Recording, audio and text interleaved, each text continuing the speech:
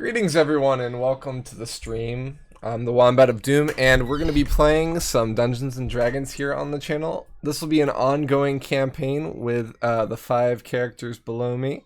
Belzian, the half-elf monk, Roger the elf rogue, Orlick the human paladin, Yarvik the halfling ranger, my cat knocking over things, and Zippo the kobold warlock.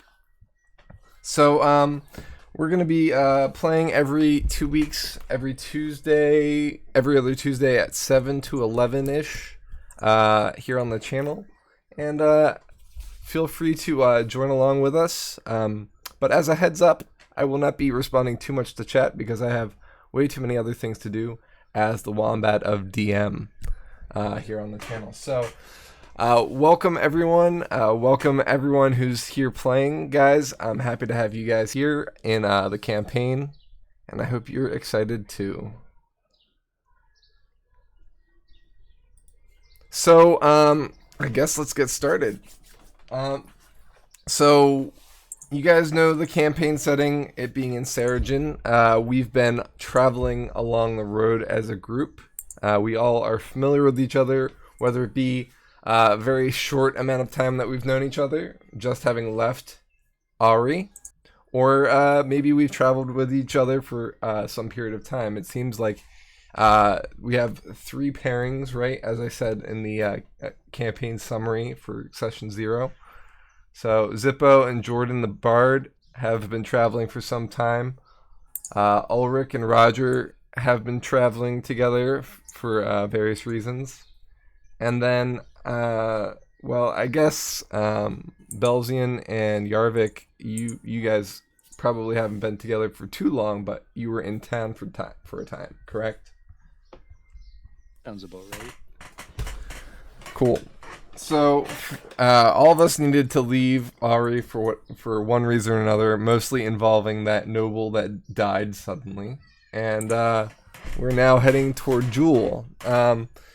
If we look on Roll20, the area we're at is just... Okay, so I'm right-clicking on the map, but there it goes, there's ping. So we're in this square. We're 2 days out from Ari now, about 2 or 3 days away from Jewel. Consider each square to be about a day's travel. And you can actually even measure out using the ruler to see what the exact type of mileage it is. Consider 26 miles about the usual amount of time that you can travel on foot in a day. I guess distance, not time. But if we were Doctor Who, then, you know, it'd be a little bit of the same, right? What we're doing right now is it's nighttime. We just completed our 2nd day's travel, just shy of the river, so just shy of that bridge. And we're all sitting around a campfire, and Jordan, being a bard, is telling various stories that were requested. He told a story about an ice dragon who married a man, and they had hundreds of children that created the dragonborn race. He told a story about a man who tried to fly over the wall and ended up finding a kingdom in the sky. But mainly, he's been telling you stories about how he's heard that on the other side of the wall, there's stories of land ripe for the taking, riches beyond one's wildest dreams. You name it, it's there for you. And it's something that he's heard stories of time and time again. He's collected plenty of stories about the wall. And it's something of a favorite for him to tell about how if one were able to get to the other side of the wall, they could be their own king and not have to deal with the silly squabbles of the brothers. And he kind of trails off wistfully after telling his last story. And let's it lay there for the night. So what would you guys like to do from there? as he's mentioning the things that beyond the wall, Zippo will pop up and be like, "Yeah, and the dragons are over there. And if you go over there, the dragons will bless you with their never-ending powers." Jordan looks over at you, fascinated, and is like, "You're gonna have to tell me about these stories at some point." If at any point you want to tell me these stories, he pulls out a notebook and pen, and says, "I'm ready." One thing that you've learned about Jordan is that he's always ready to take somebody's story down. He's all about stories, and that's what drew him to becoming a bard in the first place. Is he loves hearing people's stories and then telling them across the kingdom.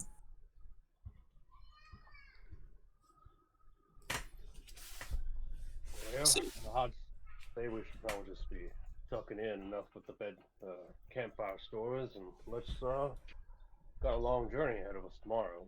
Who's gonna take first watch? I'll take the first watch. All right. I don't need to sleep. You guys can enjoy your rest. Who am I waking up? Roger, how long are you going to be doing a watch for? Half the night, a quarter of the night? Like, how are you guys going to break down the shifts? Say, how long are we resting for? Yeah, that's a good question. I only need 4 hours of trance, so. Okay. If we do 8 hours, a human, for example, only needs 6 hours, and then 2 hours of non-activity. So right.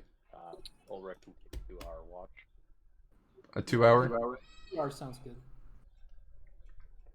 So, how it's sounding like is each person's going to do 2 hours, or is Roger's going to do 4 hours and then we have 2 other watches? I'm good for doing 4. That works. All right. And we can make this like the ongoing watch schedule if you want, and we can trade out people for the last 2 if you want. But if Roger, do you always want to take first watch and do the first 4 hours? Yeah, I think first 4 hours is good unless there's some kind of exceptional circumstance. If everybody else is alright with that. Sounds good to me. And the rest of us can take turns going with the second watch. All right, so who's going to take second and third watch tonight? I got second. I'll take third.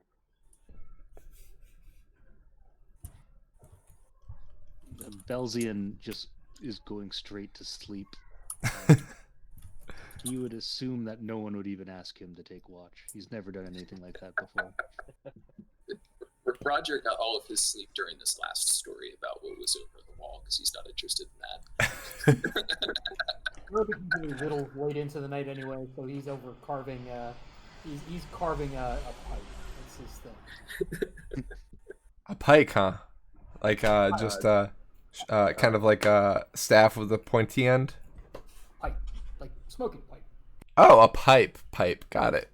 Smoking spear. That's cool. Say Nestor pipe.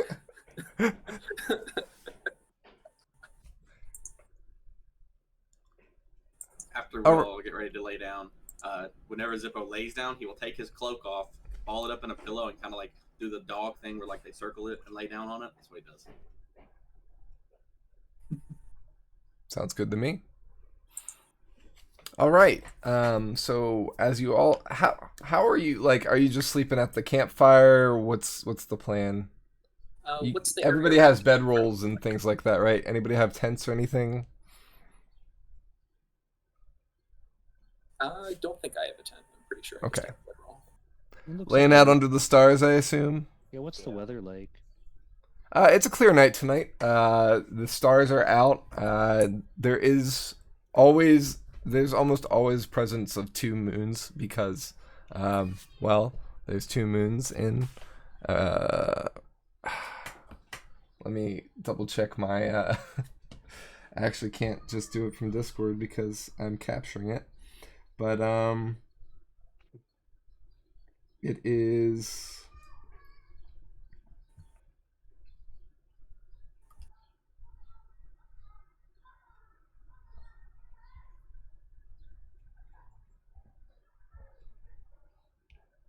something Renover is the name of the world. So there's 2 moons in Renover. And I'll just type Renover out for you. So the 2 moons are doopy-doopy-doo. Things I should have already had out, my bad. So I was wondering if we always have 2 moons and it's always very bright, is there an issue with people not having very good low light vision in Seregen? Oh, not necessarily. Yeah, Rian and Sierra are the 2 moons. Sierra has a very short cycle. It's only 18 days, and Rian is 29. A little bit longer. They're both about the same size. Sierra is a little smaller than Rian, but yeah, they're about the same size in the sky at least. You don't know what they are in real life because, you know, nobody's flown out to the moon before. At least not in any story you've heard. Not yet. So, yeah, low light vision, I don't think it would mess with it too much, but it would definitely create low light. And so, you know, it would be probably better to see with low light vision you might even get a glimmer. Think of low light vision. You'd get half of that with normal vision instead of full darkness. If it's cloudy, obviously it's going to be a little different.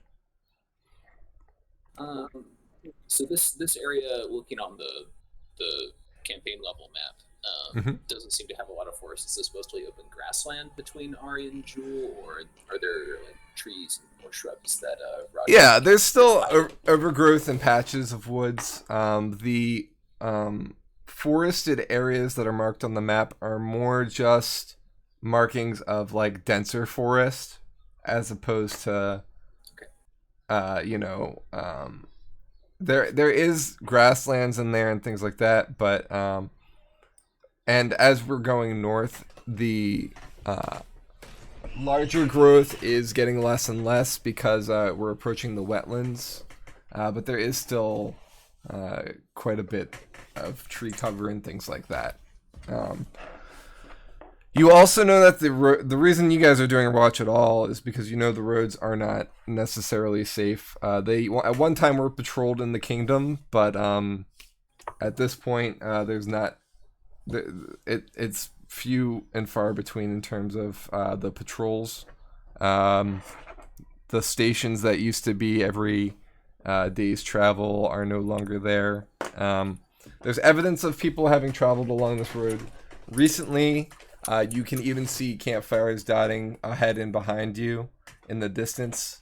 Far enough away that you probably wouldn't approach them, and you don't know who they are, but it's worth knowing that there's definitely other people that travel this road on a normal basis.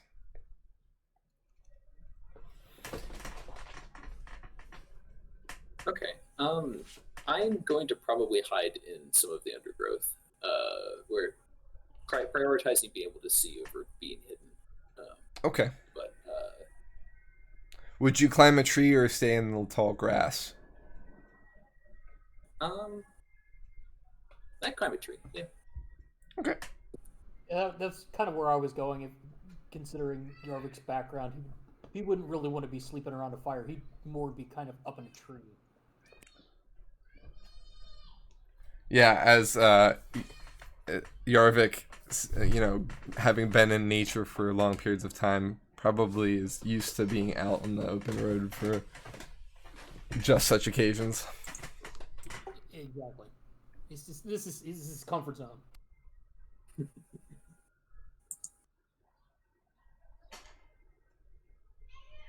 Anything else before we start the watch and have people go to sleep? I think that settles it. All right, everybody goes to sleep. Roger, could you make me a passive perception check? Passive perception check. My passive perception is 18. You know what? I'm doing that wrong, aren't I? it's We're doing I roll active. against your passive. Yeah, go ahead and do an active for me. Since you're actively watching. Okay. Oof. Can we do my passive instead? We'll get the werewolves out of the way. Right.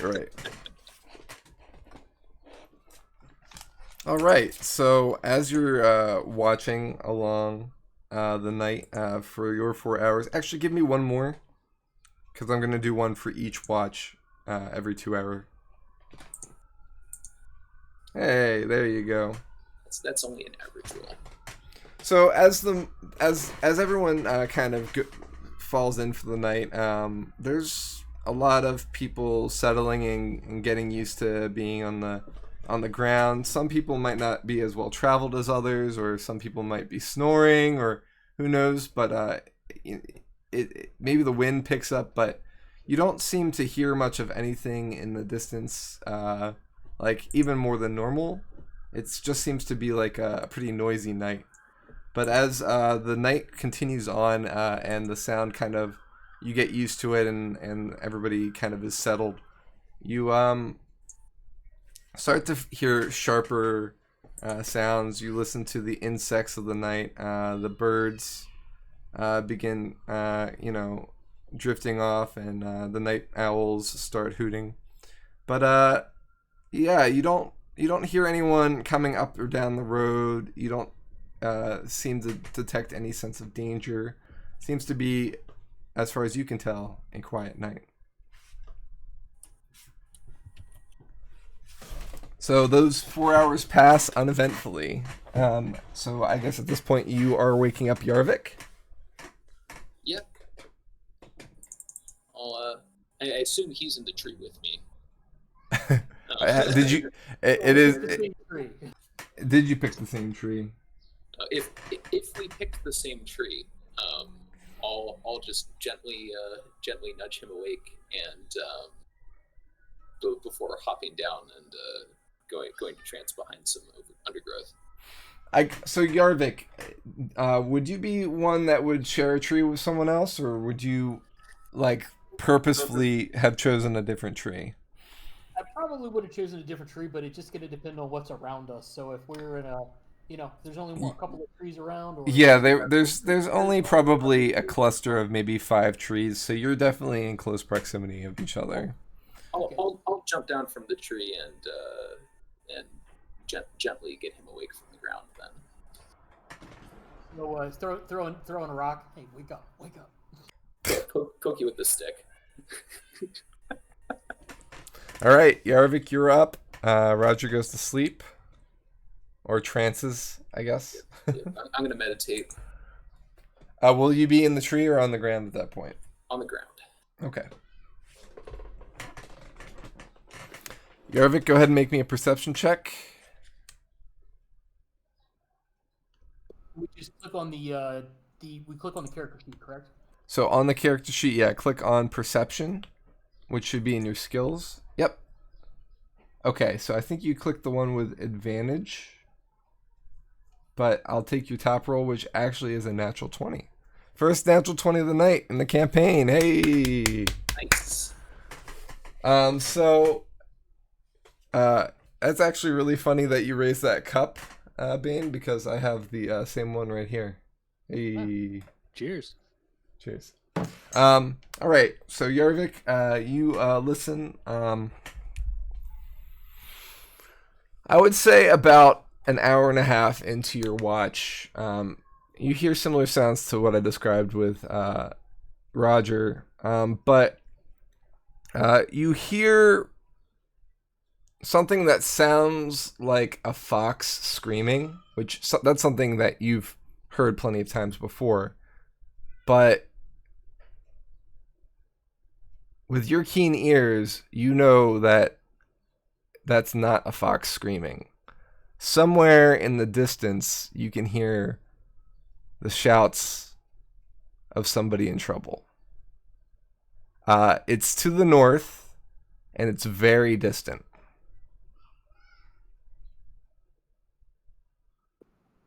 I'm going to elect to carefully climb down from the tree and rouse everyone individually and quietly Hey, fellas, I think we may have a situation developing.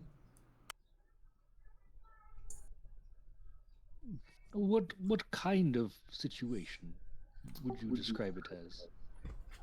There is. I'm hearing some screaming that is not. I'm hearing some noise that's not normal. It's unsettling. You know, I've heard this before, and it's never turned out well. We would be wise to be on our toes for the rest of the night.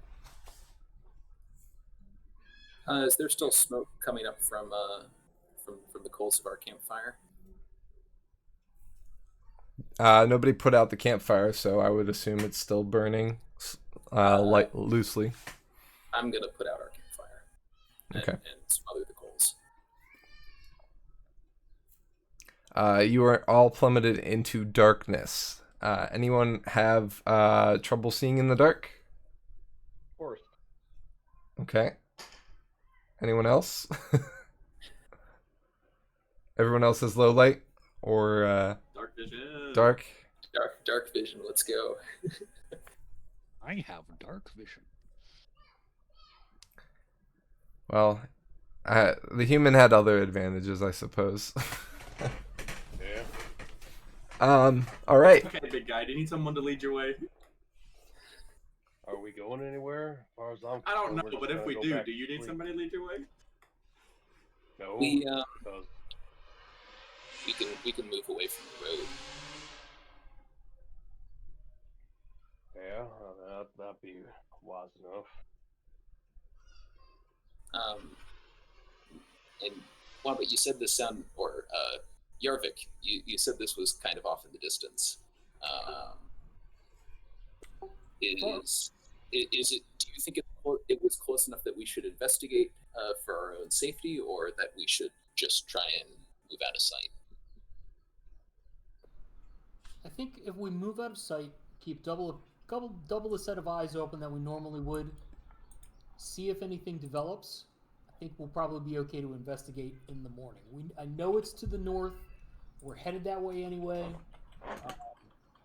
If we double the watch, we can still get our rest. And I think it would be wise to investigate that in the morning, just as long as we're aware that something's going on tonight. And can we hear anything as we're kind of moving a little bit away from the road and listening towards that direction? How about you give me a perception check? Sure. Is all of us? Nope. How's a 5? You don't hear anything like what he's talking about. Right. All right. Well, we're gonna have the fire out. I'm just gonna go ahead and sleep through my rest. All you with your dark vision can just enjoy watching out.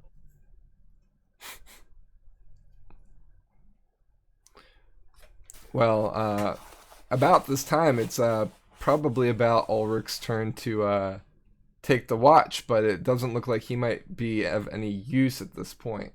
So, does anybody want to take Ulrich's watch for I'll you, take it for him? over. Okay. I'm gonna go back to trancing.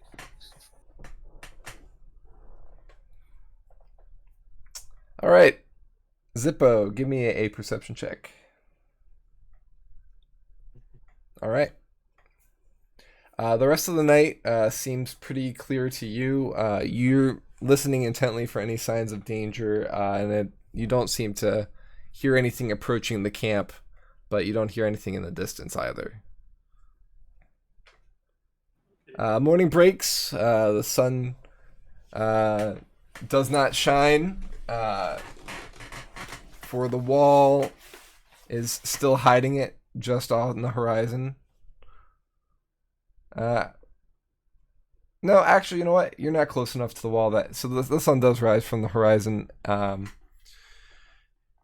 And you all wake up. All right. Well, we didn't die, so that's always good.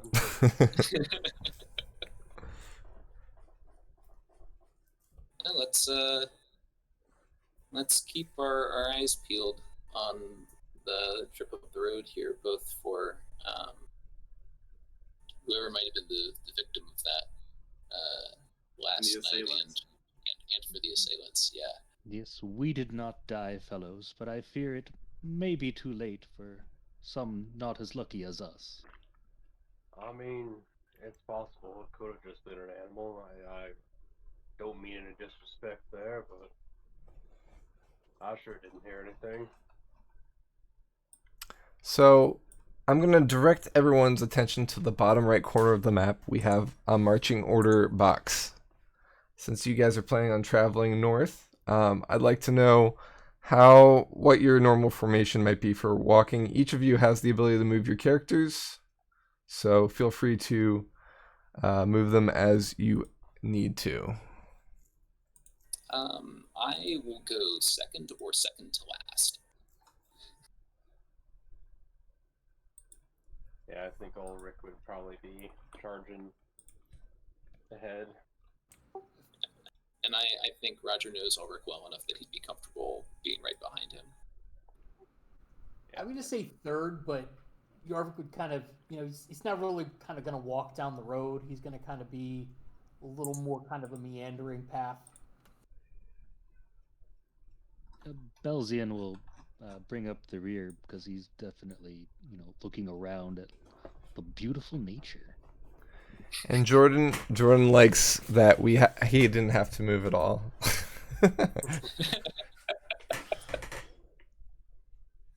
I honestly don't know where Zippo would be at this point. He wouldn't feel safe in the very, very back, but he wouldn't feel safe in the middle really either. You could just so a stand flank opposite works him. out. And we now make the formation of a sword, so it works out pretty well. What's up? By the way, if anybody is like watching Zippo, he's very close to Jordan, like on his heels. Literally and figuratively. Yes. So, but we're on opposite sides of Yarvik there. So, all right. So here, So I'll we put briefly made a scene shape. there. Let's do that. I'll be in the middle. Yeah, so shape just has a little flavorful crossguard. All right. So you travel north along the road. Is anybody doing anything while we're traveling? Or are we just traveling? Let's see. How far away from the road can we see? It's pretty flat lands right now. Kind of dipping forward as we're approaching the river. So you can see pretty far in most directions with the occasional copses of trees blocking your view. Because of that, I would say that you wouldn't be able to see on forever, but like if you ever traveled through like Ohio or Indiana, it's kind of the feel you get. Yes. Can we see the river or the river crossing yet? You can see the river up ahead. It's probably about a mile out at this point. Oh, so we can probably hear the river also. You couldn't last night, but as you continue forward, you do. Do we see any evidence of foul play so far along the road? Not anything obvious, but you could do... I would say if you're actively investigating it, you're going to be moving at a slower pace. But you can do that if you'd like. No, I'm not going to hold up the party. It's always better safe than sorry, though. I feel like I'm curious enough since I was the one that really heard it, and I know in my gut that something's going on. I'm maybe not taking it slower, but definitely I'm all eyes and ears trying to figure out if we're kind of walking into something based on what I heard last night. Okay. I guess let's. So you're not going to be doing an investigation, but you might do like a perception to see if you notice anything out of the ordinary as you're walking. That's fine. Yeah. Okay, so go ahead and roll me a perception for that.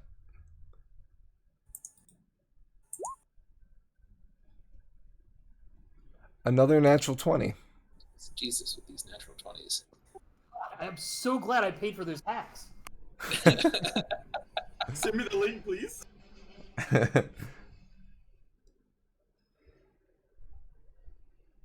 It's better, All right, better to duly- be lucky than good. Duly noted. All right, so you guys continue traveling on, and you get to the river. The river is wide and very shallow. There's a bridge that goes over it, and it's a bridge that is fairly low and held up by stone pillars. It's low because the river's shallow enough that no boats would be traveling along it. It's a slow, meandering, thick river. Think kind of I can't give you like an actual one. Like I'm familiar with like the Susquehanna, which is pretty shallow for the most part in many areas and also pretty wide, but like most ships don't go along it. But not everybody knows what the Susquehanna is, so just I would say, I mean, like not shallow enough for a horse to forge it in all areas. You could probably navigate it, but and probably a person would have to swim, but shallow enough that it wouldn't be. It would be like canoe or small boat, but nothing big. But we have a bridge, so Correct. Right. Yes. if the bridge looks structurally sound, and it can't fall but so far into the water if the water is shallow. Yeah, even if the bridge fell, it would probably still be a bridge. It would just block the river and it would flow over it some. Sorry for the convenience, kind of thing. Yeah. And the bridge does indeed seem structurally sound. If there's anything that is true about Seregen is that its bridges and roads have always been notoriously well kept.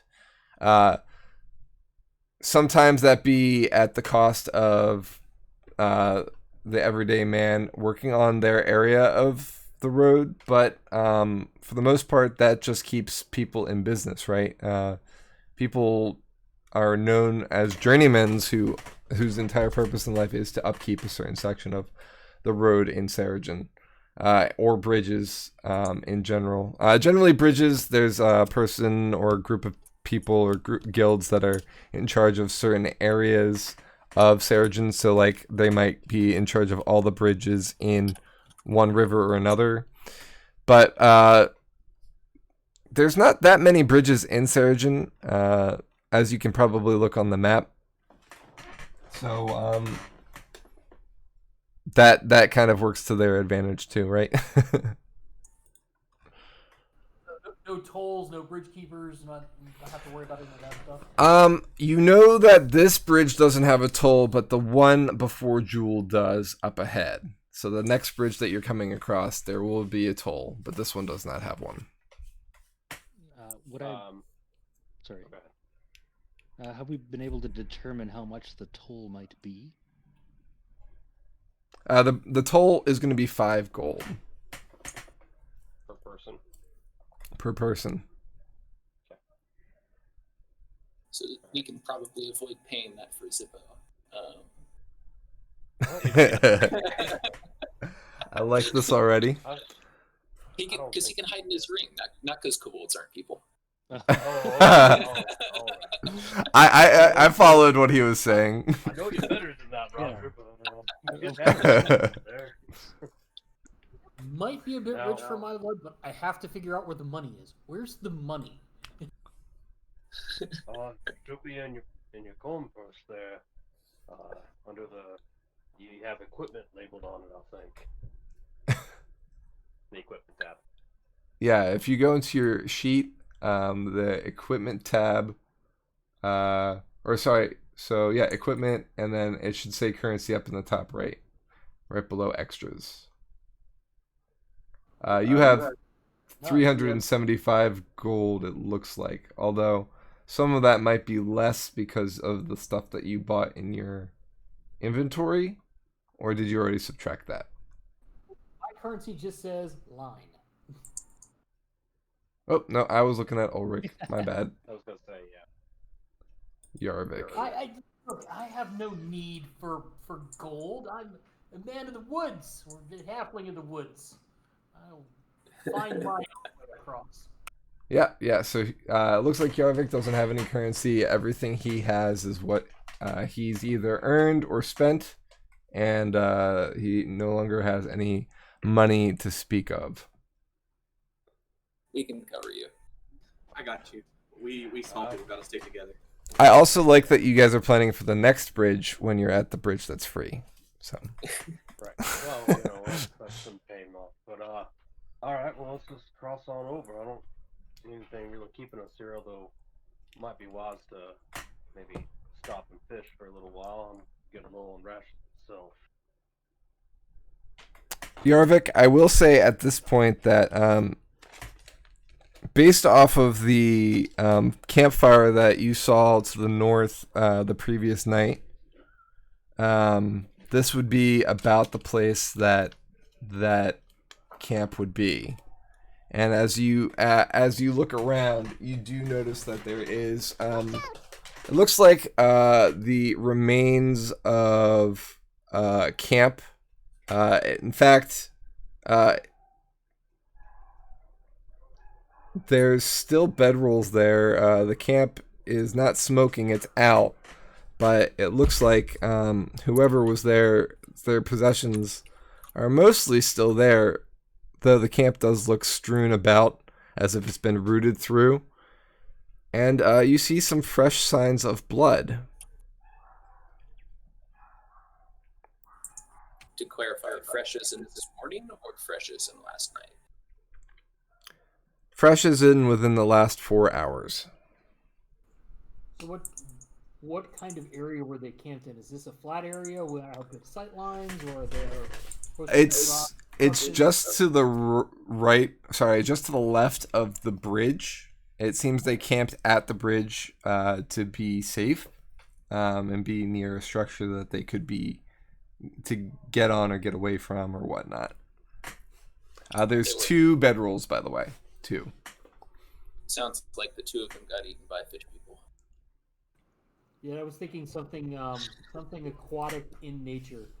I would like to mosey at my best mosey pace and stroll on over to the campsite and kind of look around, investigate a little bit. Okay, roll me investigation. No, Captain, if he gets another nat 20, I might just leave. He did. Oh my god! Yarvik, that's your 3rd roll. I mean, am I? So Is he clicking the right thing? He has to be. Yeah, I'm just clicking the little plus. It says, investigation +2. I just clicked it. It's rolling hot. It's 5% chance that'll happen every time. Yeah, that's 3 nat 20s in a roll to start you off on. Don't use up all of your good luck now. I need to buy a lottery ticket. I need to go buy a lottery ticket. Pick one up for the rest of us, too. Yeah, right? All right, so the camp has several large footprints and some drag marks. The drag marks and blood seem to be heading down toward the waterbed. The theory of fish people might not be so far off. Do you wish to continue following the footprints, or what would you like to do? Since water isn't really my favorite environment, I'm going to call in the cavalry on this one and make my way back to the guys before they cross the bridge and tell them what I found. I knew it was fish people. Yeah. God damn it. Alright, well, any sign of life at all? I mean, we're pretty positive they're dead. If they were dragged into the water, I didn't say the water. I said they down toward the water. He didn't Where- follow it down. Oh, good. So but if you didn't see bodies, we owe it to him to at least investigate. That That's seems right. reasonable. Growing up, I was taught to help everybody where you can. And if they There you go. unfortunately didn't make it, it may be up to us to lay them to rest. Yep. I agree. Was it something I'll, I said? You're paying my salary. I'm going to ready my bow in case there's trouble. But yes, we should investigate. All right. Yeah, Ulrich's already heading down. Okay. Yep, I'll follow along. Yeah, I'll go with. Readying my bow would be prudent. Good idea. He's got his great axe slung over his shoulder, like ready to go. Just looking around with my hands, free of anything except my ring. Belzian has his little club. It's like a baton. So these large footprints lead down toward the water, but they curve out to go under the bridge, and that's when you see a horrific sight.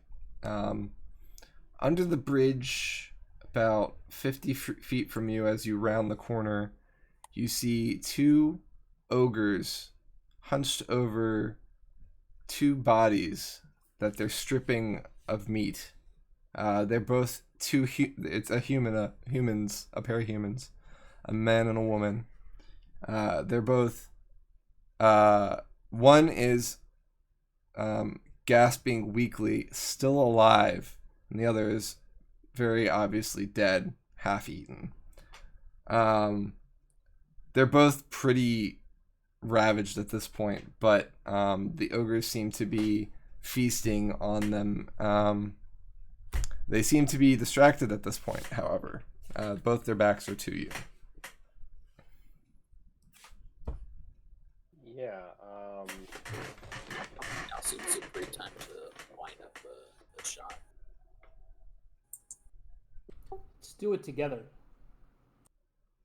I'll fire an Eldritch Blast with you guys. yeah.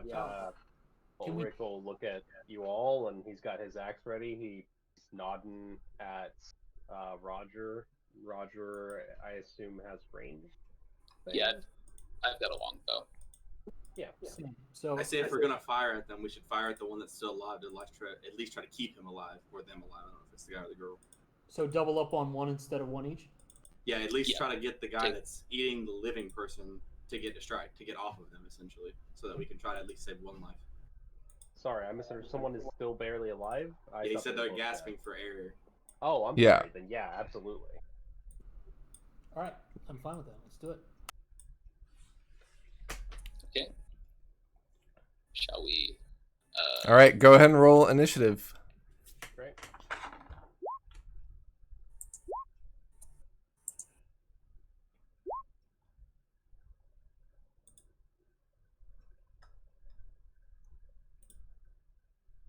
No valid token was selected. Oops. Why is it rolling twice for me? Mm. I click once and it doubles it up for some reason. It's got you in there twice. It's got you in there as Wombat, and then it has you in there as the GM. Oh, okay. Yeah, because I'm in as a player for the screen grab, Yeah. and then yeah, okay. To say Jaeger's still rolling hot for Yarvik here. Now, did I roll that right, or did I have to select my token before I rolled it? So let's see here. Bane, you rolled your initiative +4. As long as your character has a +4 to your initiative, then that sounds about right to me. Yeah, that rolled up is the question. The issue is it's, I guess, not linking to his character token on the. Big deal. Oh, let me know if it doesn't show up in the initiative order. Oh, I see it in Roll20, but it's a packaging thing. Everything worked more or less as. It's Gucci.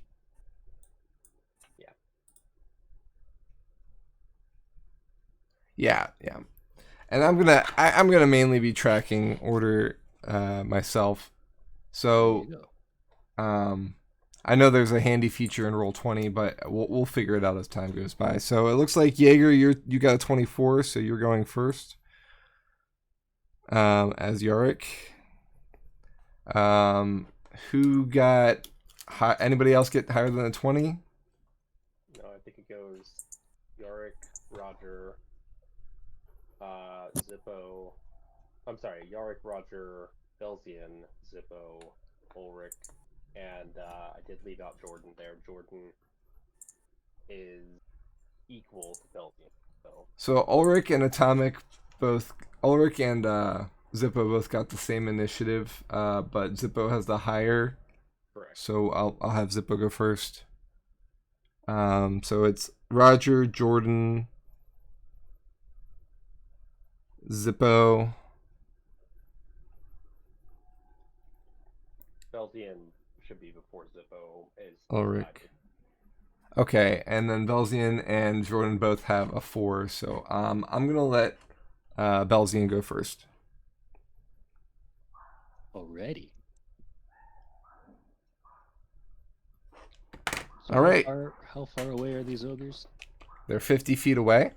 We're gonna just do a theater of the mind for this one. And we're all kind of focus firing on the same thing. The one that's... Oops, I just refreshed the wrong thing.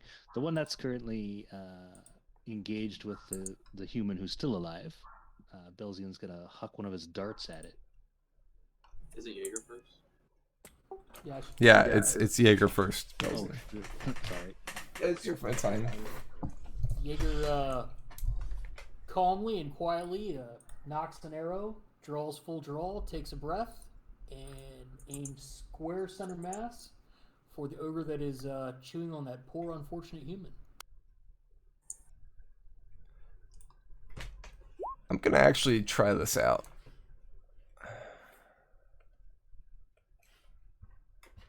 All right, so you made an attack of 20. That's definitely gonna hit. I'm just gonna draw a bridge out real quick.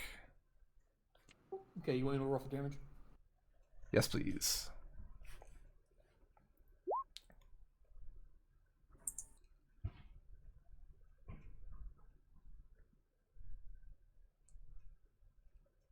All right, 11 points of piercing damage. So you knock an arrow and shoot the arrow.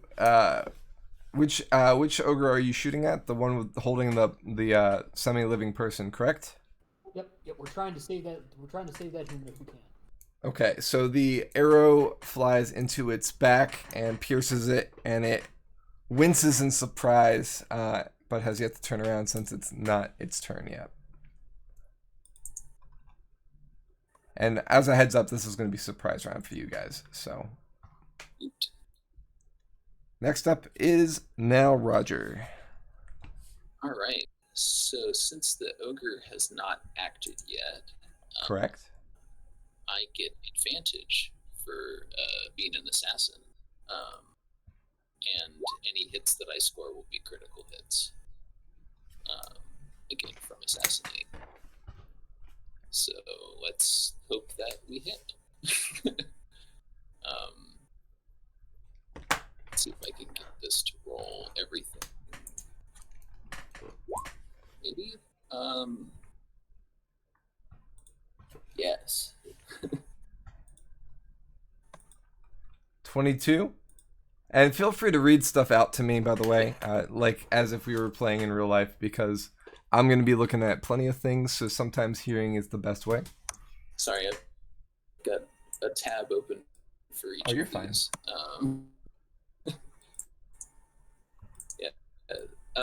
Yeah, so I hit armor class 22, it sounds like, for 9 regular damage and 8 sneak attack damage. And does 5th edition just straight double it for a critical hit? That's not a crit. So he's an assassin. Oh, so sorry. if The he, assassin yeah. thing. Sorry. Yep. So for that, you'll roll a second damage die, basically. Okay. You'll double the damage die, and you get to roll that again. All right, so we'll roll. I guess I'll just click the attack button again, and we'll ignore the to hit roll. So 9 and 8, 17 plus 13 is 30. Does the sneak attack get doubled also? Yeah. Yes. Okay, so 34 total. I'm gonna. Roger is aiming for the head. So I'm trying. I didn't see your rolls, but I heard them happen. I guess it's just kind of lags behind for me. They are. One thing about Beyonds is you don't get to add your it auto added your modifier into that, so you do need to subtract 5 because you don't get to double that. Oh, you don't double the ability bonus on crits in 5th edition. Unless I'm sorely mistaken. Alright, so 29 then.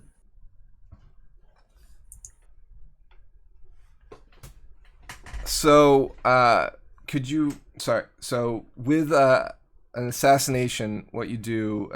So the sneak attack and the sneak attack gets doubled.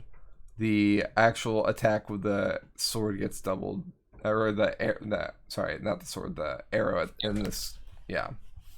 So, and I did not see the roll that you did. Let's see here. Let me see if it's over here. Not sure why I didn't see it.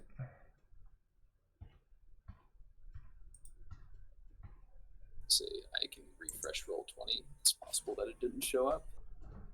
It's on my end. Okay. Your math was all good. Okay, so you did how much damage to the ogre? 29. If we're not counting the ability score bonuses twice. No, you don't. Yeah, you just count them once. Yeah, 29. And just as a question for Shade, the tokens I have of each of you, how do I drop those in with it having all the stuff from before? If you didn't create little journals for us in Roll20, which is I don't think you did. Yeah. They should be in your little art section. In the recent uploads. Yeah, probably. Yeah, they didn't have the actual thing on it. All right, so what we'll do, we'll just keep this theory of the mind for now. I was just trying it out. Something to learn for next time. So. All right.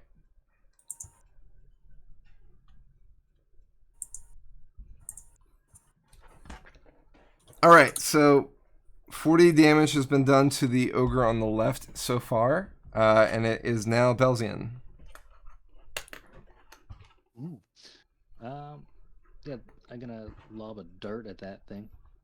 Okay. Come on, Beyond. Ah.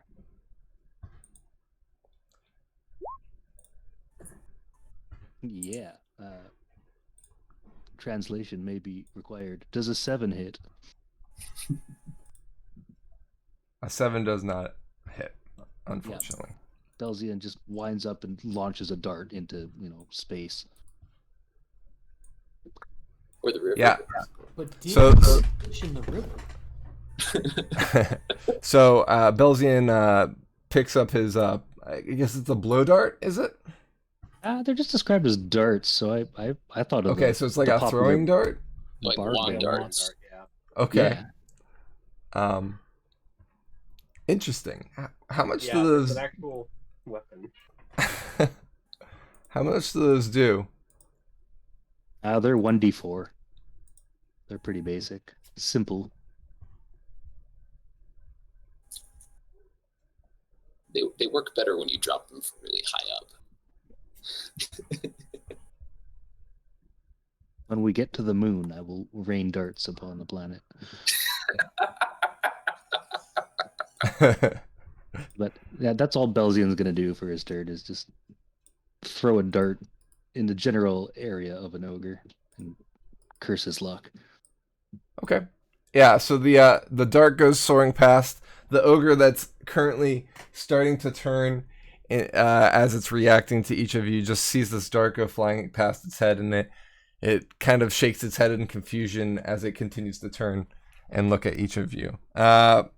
Jordan is going to take this opportunity to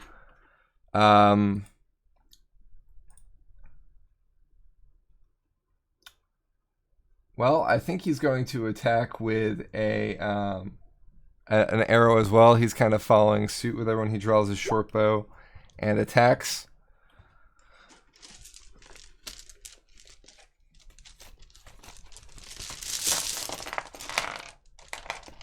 And he misses.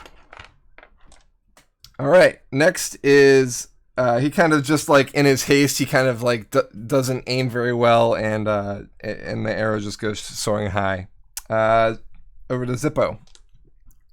Right. A 16 hit.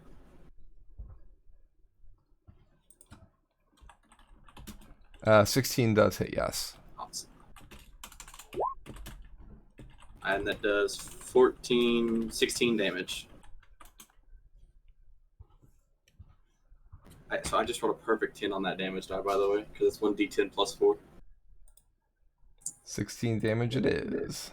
Welcome to the club. Nice. All right. Last but not least, Ulrich. Yeah, Ulrich rushes in with his axe and goes to cut the thing down and completely whips it with an 8. So as you're rushing this ogre with your axe blazing, the spray from the Eldritch Blast that's hitting the ogre in front of you kind of blinds you for a second, and you swing your axe and end up coming short and just swing just short of him. And unfortunately, you miss. Yep. As a bonus action,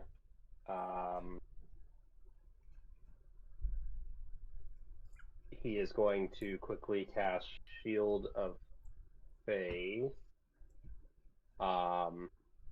fumbling for a small parchment with a bit of holy text written on it, tucked away in his component pouch. Okay. And it's going to be on the individual who's being eaten.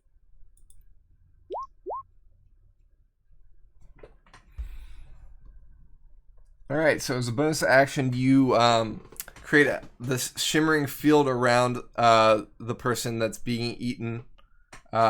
So for all intents and purposes, this person is now seemingly protected by Ulrich's magic. They're not being healed at all, but they seem to be protected by whatever this shield is doing. And I misspoke. He has an amulet. I forgot he has a focus. Okay, perfect. So he grips the amulet on his neck. Yep. What does the amulet look like, just as a aside? Sure, it is the amulet of Zarok, God of War and Discord. Okay, cool. So it's an amulet double that has amulet. 2 arrows carved into it, going 2 different directions.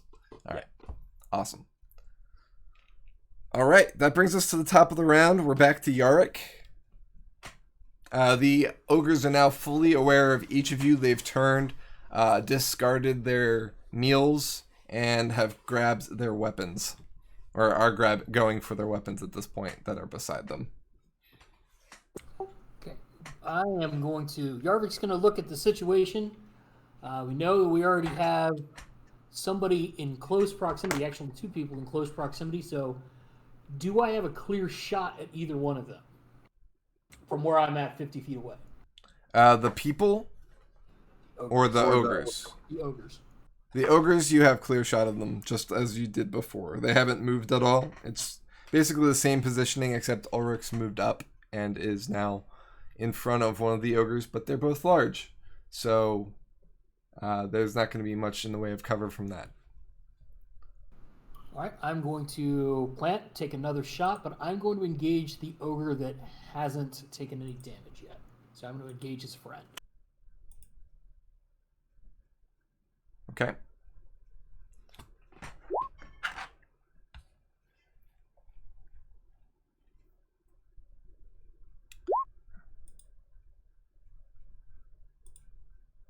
All right, let's see what happened. All right, so it looks like you got an 18. That is going to be a hit. Yeah, these ogres don't seem to be hard to miss for the most part. And what did you roll for damage? Looks like a 6. So when it rolls, it's 1d8 plus 5. Is there a way to see the roll and the modifier separately? Yeah, if you hover over and roll 20, you can see what it broke down to. It says 1d8 plus 5 equals parentheses 1 plus 5. Okay, okay. Thank you.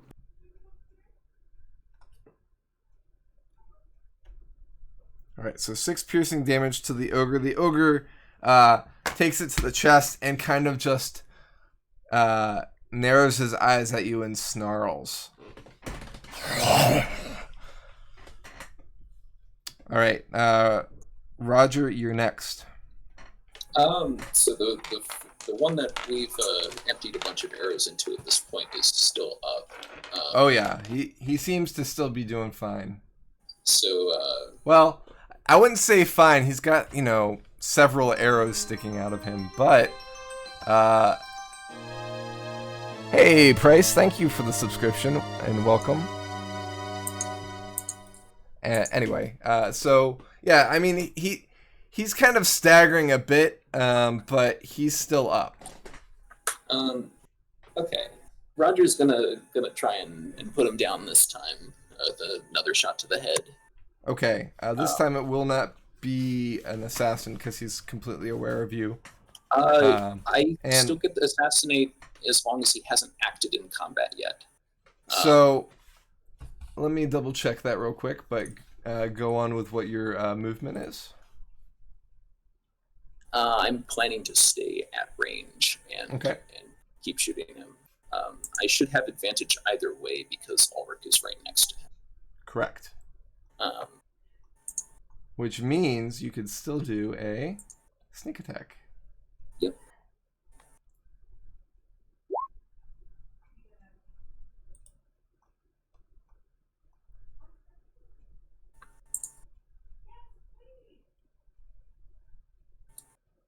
So, let's see. Make sure that I'm rolling with advantage correctly.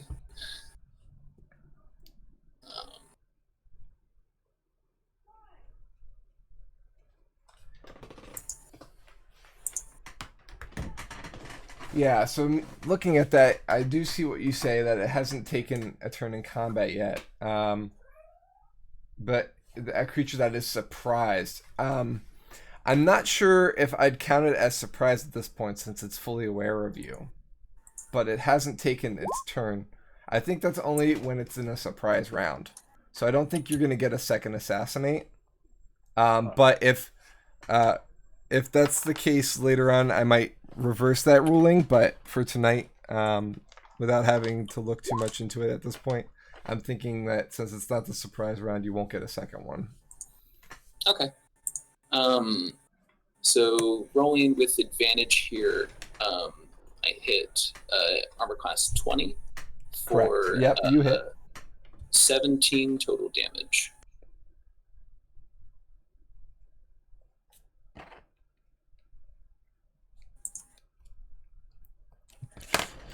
All right, so as you attack this ogre, you level your bow and fire true, and it strikes him in the chest, but this time it seems to have gone in a little bit deeper than the other arrows. It seems to have pierced maybe his heart.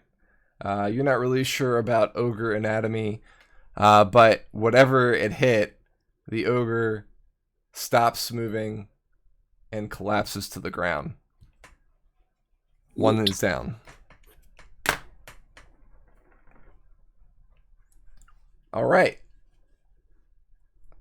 Which brings us to the ogre's turn. So you killed him just in time. Let's see. The ogre, the remaining ogre, is pretty enraged at the fact that his gang member has been destroyed at this point. You guys pretty solidly pincushion this guy. So he kind of screams in a rage, kind of going off of that glare that he had earlier for Yarvik, but grabs his club, which looks more like a tree, and swings it at Ulrich, who's the closest person to him.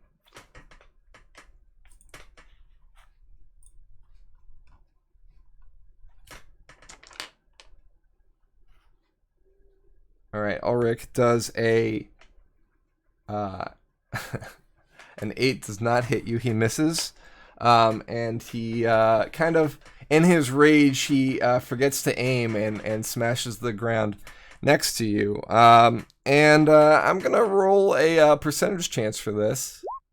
Okay. He also misses the person that's mostly dead that the other ogre was eating, fortunately.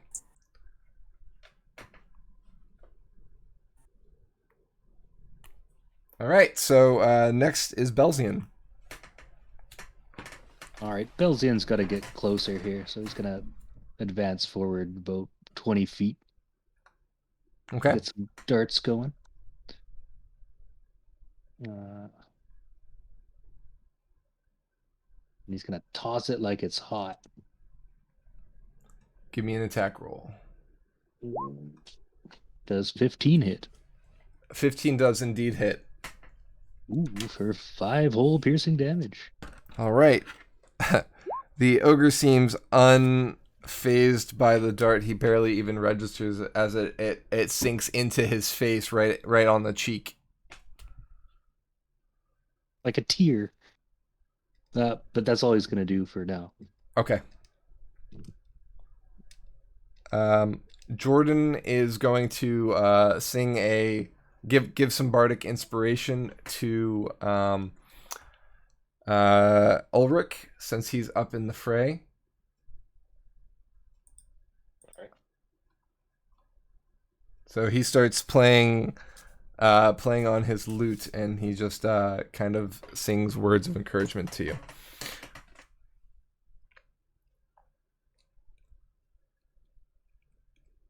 Next up is Zippo. Okay, I'm gonna use Mind Spike, and so I need the ogre to make a Wisdom saving throw. It has to be a 14.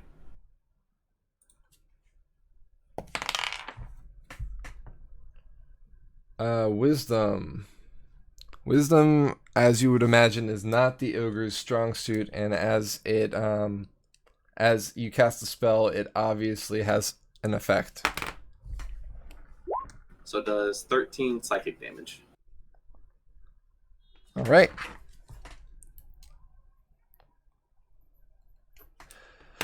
So your forceful spell, you kind of cast it and it goes off, and it almost looks like somebody hit it with a frying pan, the way his head reacts to the concussion of psychic damage inside of its head. Ulrich, your turn. Alright. Ulrich is going to take a swing. 25. 25 does indeed hit. Okay. 16 slashing damage. Nice. Okay. He's still up, but he is obviously bleeding from the gash that you've kind of I mean, there's a lot of target in these ogres, right? You kind of like have swung the axe into him and pulled it out, and he's obviously bleeding quite a lot from his side, but he's still kind of just like grins at you as you have struck him. All right. Yarvik, back up to you. Unless you've got anything else, Ulrich. Nope. I forgot we're level. I just wasn't thinking about my divine smites. Should have been using those. Oh well. Yeah, you should. You'll remember next time, though. Yarvik. Yarvik and Belzen are clearly the Smash Brothers of this fight. I'm gonna ready another arrow, and I'm gonna try to. I'm gonna try to put it in his other cheek there with the lawn dart and see if I have any luck. Okay.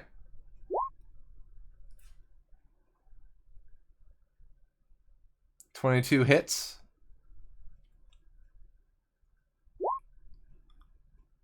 Nice hit. 13 points of piercing damage as yet another arrow goes into this ogre, who for some reason, against all odds, seems to be cocky. And Yarvik is putting his right hand up there for the air high five from Belzen, who's probably standing beside. And, Yeah. I don't know if he's going to leave him hanging or not, but He does not. Yeah, it's a free action to high five in this campaign. Oh, really? This Yeah. changes everything. Let me write that down. nailed it. I hear obvious note taking of that. Of course, if it's going to require anything that requires a skill check, it'll definitely be it would not be a free action at that point. But yeah. Anyway, had to clarify. Roger, your turn. I can't imagine any situation where a high five would require a skill check unless you had to jump to do it. Sleight of hand if you're passing a note. Think of the great fail opportunities there. Mm-hmm.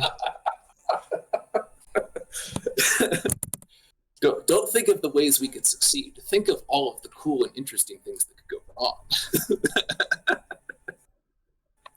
wrong.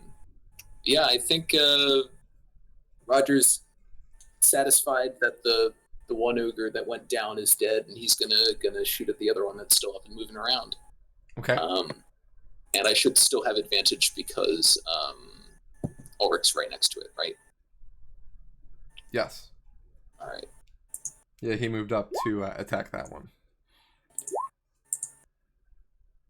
Well, does a 9 or alternately does a 9 hit? No. So,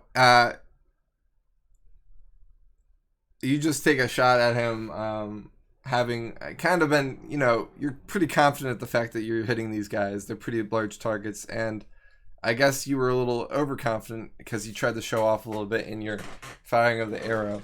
You kind of side-cocked it instead of, the normal style, and you ended up missing, embarrassingly enough. Moving on to the ogre. Ogre's going to continue attacking Ulrich. Ulrich, what's your AC? That's a 16. Well, he still misses. So, go ahead and take another dart, Belzian, if you'd like. Ooh. Dart, Yes. where have you gone? The ogre takes his great club again and swings it down on the other side of you, missing again. It's almost like you're shielded by your faith.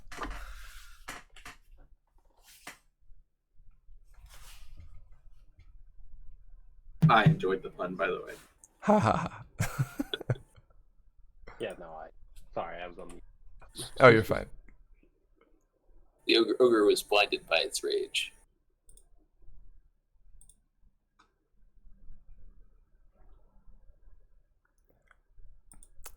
Still with us, Belzian?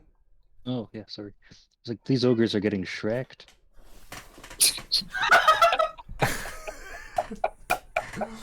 All right, inspiration point for that. I love a good pun.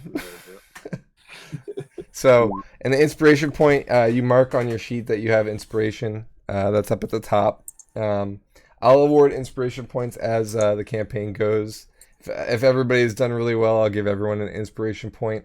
If I'm particularly jealous, or not jealous. What was the word I was looking for? And if I'm particularly, wow, I don't know. Afflicted. Amused. Generous. That was the word. Generous, not Okay. jealous. So I knew it had a "j" sound to it. But I gotta let a cat in and or out. So give me 1 sec. Cat break. Porque no los dos. Are we I mean, even but in a cat will be. swamp? We're pretty close to a swamp, right? All right, I'm back. So that dart was a 21, which does indeed hit the ogre, doing another 5 points of damage. Yeah, Belzian is like right off returning the air high five when he throws it. Okay, well, I don't know if it was the joke or the air high five or whatnot, but that second dart, it's like you're used to playing darts in a bar because you know how dart players like throw and it always is like in a line right up the number that they want, like if they're shooting for the 20.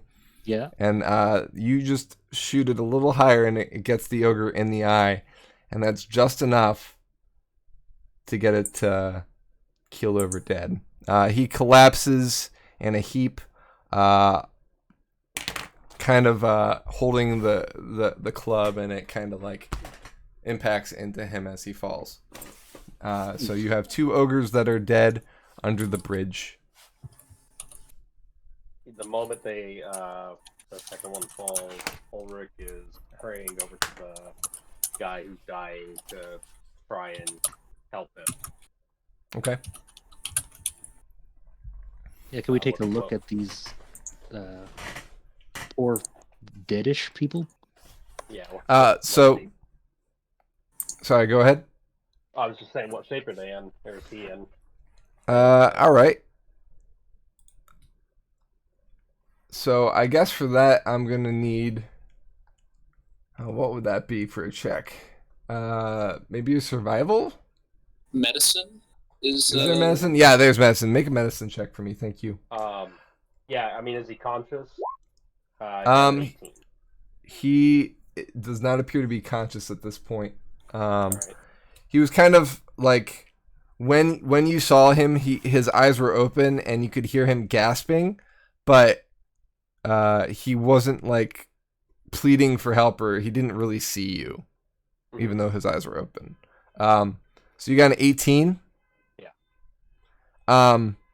So as you inspect the body, you see great teeth marks as the person hasn't been chewed. The flesh has been ripped off of him as the ogre has not even cooked this person, just ripped off chunks of him. He's got internal damages. You can see things that you don't want to see hanging out of him.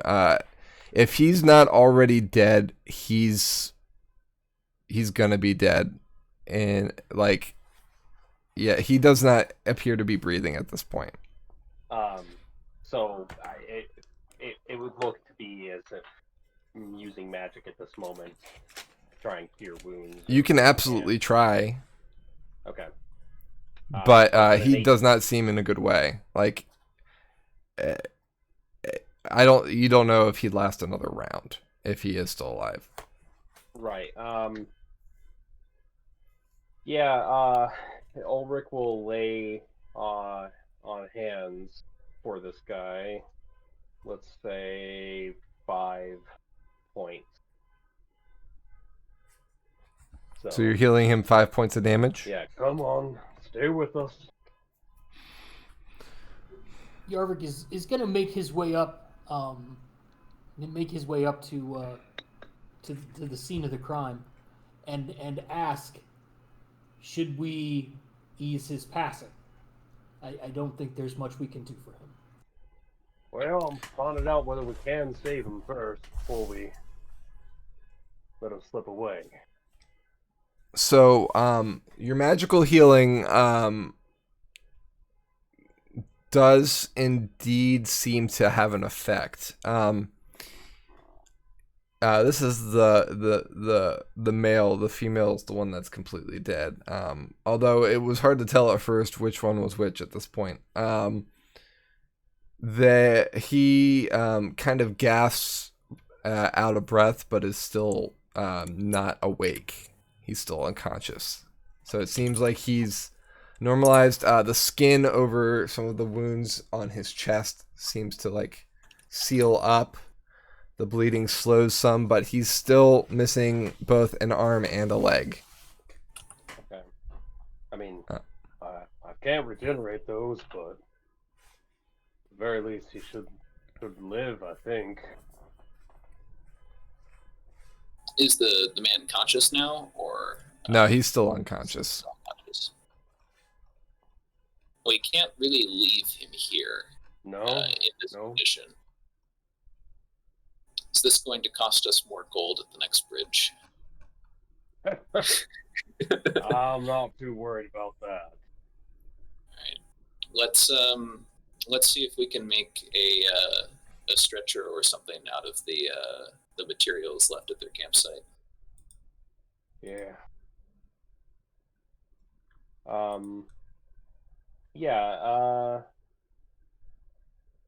Ulrich will carry this man. I mean, a stretcher's great, but right now he's just unconscious. Right? So Yeah. he'll carry him up to the camp rather than bringing, any supplies down here. Okay. I would like to investigate and search around underneath the bridge where the trolls were hiding Okay. out. That's a good idea. I'm going to assist with that. Okay. If you're assisting with that, then Roger is going to be able to roll with advantage for this investigation. Okay. Actually, who has the better investigation bonus? Because the other person should assist. Okay, mine's +2. Okay, I have a +4 then. All right. So while you two are investigating, Ulrich is taking the body up to the campsite. Natural 20. So Jaeger, you won't need to roll when you're assisting. Basically, you saying that you assist means that Amethyst gets to roll twice with his bonus. Fortunately for Amethyst, he actually rolled a critical success on the first roll, so he got the highest he could even then, which is nice to have. So Ulrich is carrying the body up to the campsite. Roger and Yarvik are investigating the area the ogres were in. What are Zippo and Belzian doing? Zippo's probably gonna go over and look at the ogre bodies and just search around on them. Okay. And Belzian? Belzian's gonna say a quick prayer to Tolu, the god of death, for the woman who didn't make it. Well, also checking to see if you can recover any of those darts. Okay. Yeah, so you're easily able to recover the 2 darts from the ogre, and then I'll let you go look for the dart that flew a little far from target. Flew too far. You find that pretty easily as well. Nice thing about darts is they're brightly colored on the end so that you can find them again. So Nice. Other question. Are we keeping track of our ammo? I would say yes. Yes, you are. Okay. Okay. Yep. As we're investigating, Yarvik's a pragmatic guy, so he's going to try to recover his arrows if he can. But Okay. arrows, some break, some don't. Yeah, it's mainly going to be if you can find the arrows, you can recover them with a 5% loss chance. So basically, every time you pick up an arrow, since they're lodged in the body and they've got the spur on it, you have a 5% chance of breaking it. So basically, you roll a 20 every time you recover an arrow, and on a 1, you do not recover it. Fair enough? That's fair enough. Do you need to see those rolls, or I don't. okay? Yeah, we're tracking ammunition. Darts obviously is a little bit easier to track because there's less of them and they're easily to recover. With arrows, it's not as big of a deal, but there is always a chance in realism that you might lose one. You know what I mean? So, if I say otherwise, like if the arrow misses its mark and falls down a shaft or something like that, obviously you're not going to be able to recover that unless you find it later. But yeah. All right. I recover all 3. So, I'm gonna move up to Ulrich, and then I'll talk about the ogres and what you find there. Is that fair? Yeah, no, that's reasonable. All right. So, Ulrich, you go back to the camp, and you're gonna be trying to look through their items for things that might help you aid this man. Okay. They've got bedrolls. I'm sure we could figure out a stretcher situation. Yes. With bedrolls, but also just trying to get a sense of who they are, maybe without being too invasive. Yeah, makes sense.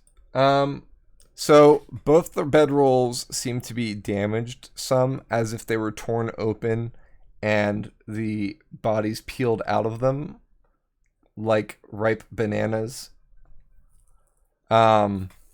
These ogres obviously came upon these two unaware. They felt that they were safe near the bridge and they weren't. They too seem to have been traveling north. You find that they had possessions. They seem to be traveling with most of their possessions, as if they were traveling to Jewel for a fresh start. You see traveling papers kind of saying the same thing. Many people who travel tend to have a travel history, almost like a passport situation, just to check into different towns and things like that. It's a way that towns keep their census and things of that nature. You would each have one of those as well, though it's not really a requirement that you have in your inventory because it's kind of just a thing that everybody has. So they, it looks like they originated from Braid, and they were traveling to Jewel for work. You can tell that you could probably fashion something from both of the bedrolls, but they're both not in great condition. So it would be haphazard at best. Hell. Alright.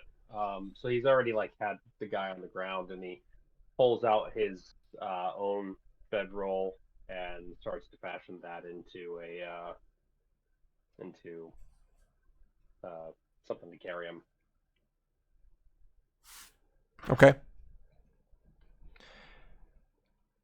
I imagine you could probably put somebody in a bedroll, like a sleeping bag, and then arm drag them that way, or something of that nature. Yeah. Yeah. If you wanted to add some sort of hard pole of some sort, like a branch from a tree or something like that, we could try and create something of that nature. We could put him in his bedroll and then take the pieces of their bedroll and wrap it around the guy and him, right. Kind of like a cradle thing. Yeah. Well, I was gonna say I have 50 feet of rope. Okay. I'm thinking if I use some of that rope to tie him down and kind of create it as a more of almost a hammock situation. Right. Yeah, and you could have 2 people carry you and 1 other person, and it would be perfect for that. Yeah, that would work. Do me a favor, when we get to that point, or unless you're preparing the body right now, let's make a survival, just to tie the rope and everything like that. That's an 8. Okay, good to know. it's not something that's really complicated, so not all bad rolls are bad rolls. Yeah. But it seems like that'll hold for now. We'll see if it continues to over your days of travel. All right, back down under the bridge. We have Ulrich and or not Ulrich, sorry. Roger and Yarvik both kind of checking out the scene. What are you looking for in particular? I maybe looking for signs of other hostile creatures, and anything that the ogres might have left in the pile of bones. I assume that's probably also under there.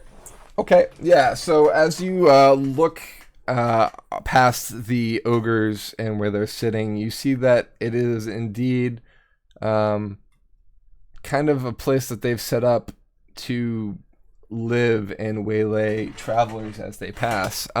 These are indeed not the first travelers that they waylaid, but they obviously are the last. As you do see that there are varying sizes and shapes of bones of many different types of races of travelers that have passed from Ari to Jewel or vice versa. You're not sure why they've been able to do this for this amount of time, but you do see that they have developed quite a little abode for themselves. They've it seems to have patched together maybe the skins of their victims in kind of a tent-like walled area, fashioned with branches and skins and maybe bedrolls, maybe other fabrics. You see a cloaks woven in there. It's not a great scene because you know what animal skins look like, and while it looks similar, they definitely have a more humanoid shape to them as they're stretched. You see that there's also some being tanned in the sun on the far side of the bridge.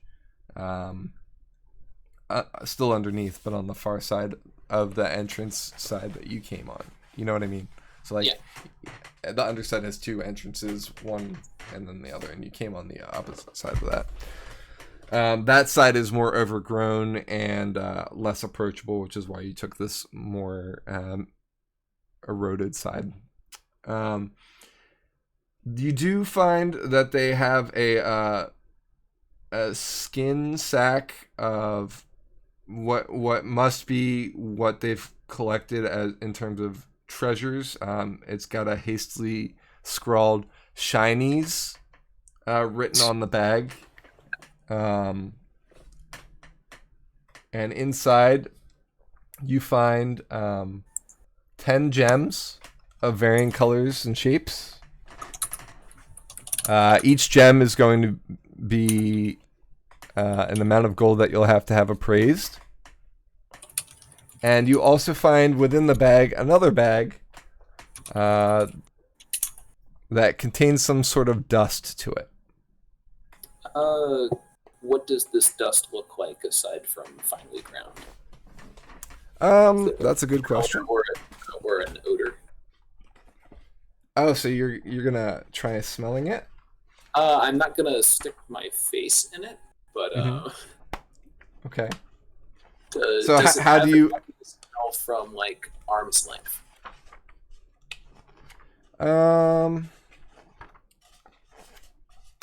I would say there's a faint smell of peppercorns. Maybe a spice of some sort. Okay. Is this something that Roger or Yarvik would have encountered in their travels? Like being a little bit of nature-wise, is this something that we would know about? Give me a knowledge nature check. Is this something that I might identify as a poison? I guess that would be a medicine check? Sounds reasonable to me.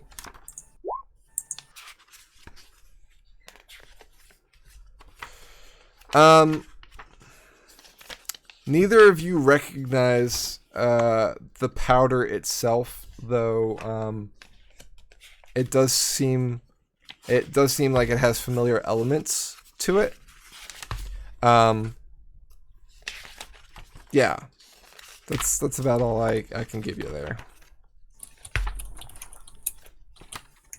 Okay. And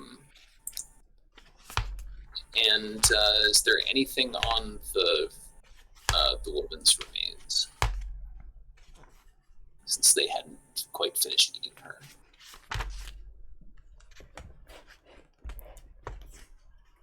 Give me 1 second.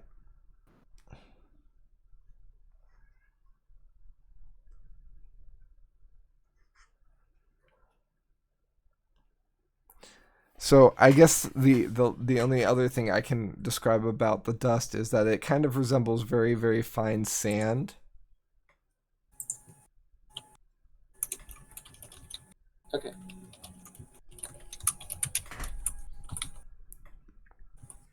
Yeah, that's all I can tell you. All right. So you're looking at the human that did fall victim and succumb to their wounds. Yeah. If they were wearing anything, it's completely coated in blood and mostly devoured. What might have been in their pockets is probably within the ogre that you slayed.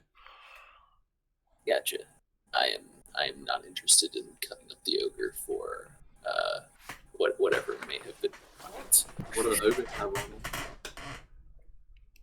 on? The ogres have the skins that they're wearing and the small trees that they were brandishing as weapons. It seems like the only possessions they had were either used as a living arrangement, is the pile of bones and bone carvings that they have set up, and the bag that they found of shinies. Do we see any other sleeping arrangements? Like, do we see two nest bones? Yeah, so that area that I was describing where the skins were kind of sewn together, that's kind of their enclosure where they slept. There's only I'm sorry, you both talked over each other. I'll go with Jaeger first. just there's only two, so we've only found where there are no other ogres. Yeah, it seems there's only two impact areas where the ogres flopped from time and time again of sleeping. Amadeus, did you have something else to add? Nope, that was my question too. Okay, cool. Another cat letting in/out.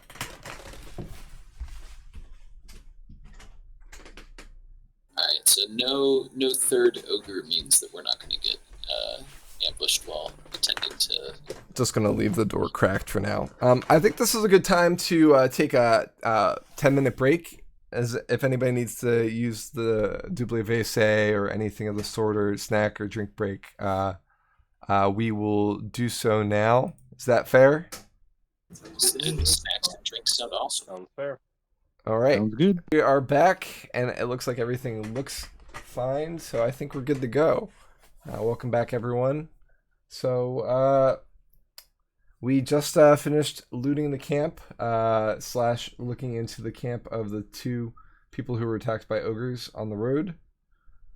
And I guess my question for you guys is, what's next? He would not be able to hold the crutch with his arms, so I would say no. Oh, and I did not unmute you guys, so give me 1 sec. All right, we are back. Thank you, Wexnet, for that.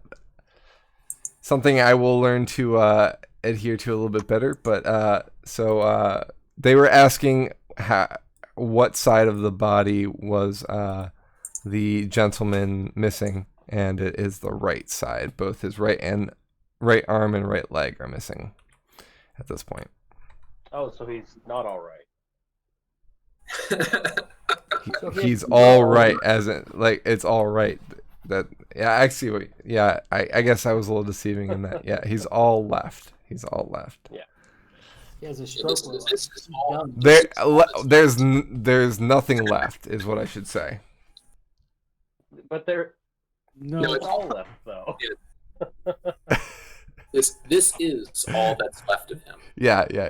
This is all. That's all that's left to him.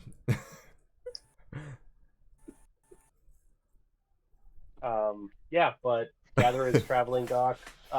Did it have a name in his documents? It did.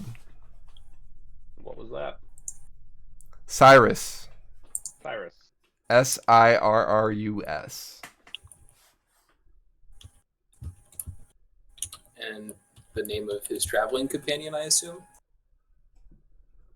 Dolores.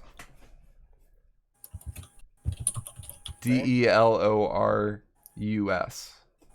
Dolores. Well, we got Sirrus. Probably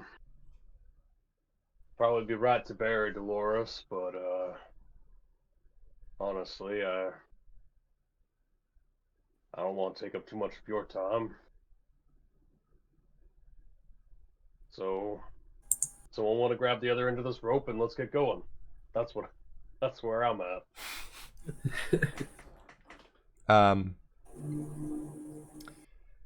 Jordan volunteers to carry the other side. He says, "Yeah, I'll carry the other side." All right. Well, let's at least get him to his destination. And if he asks, we buried Dolores.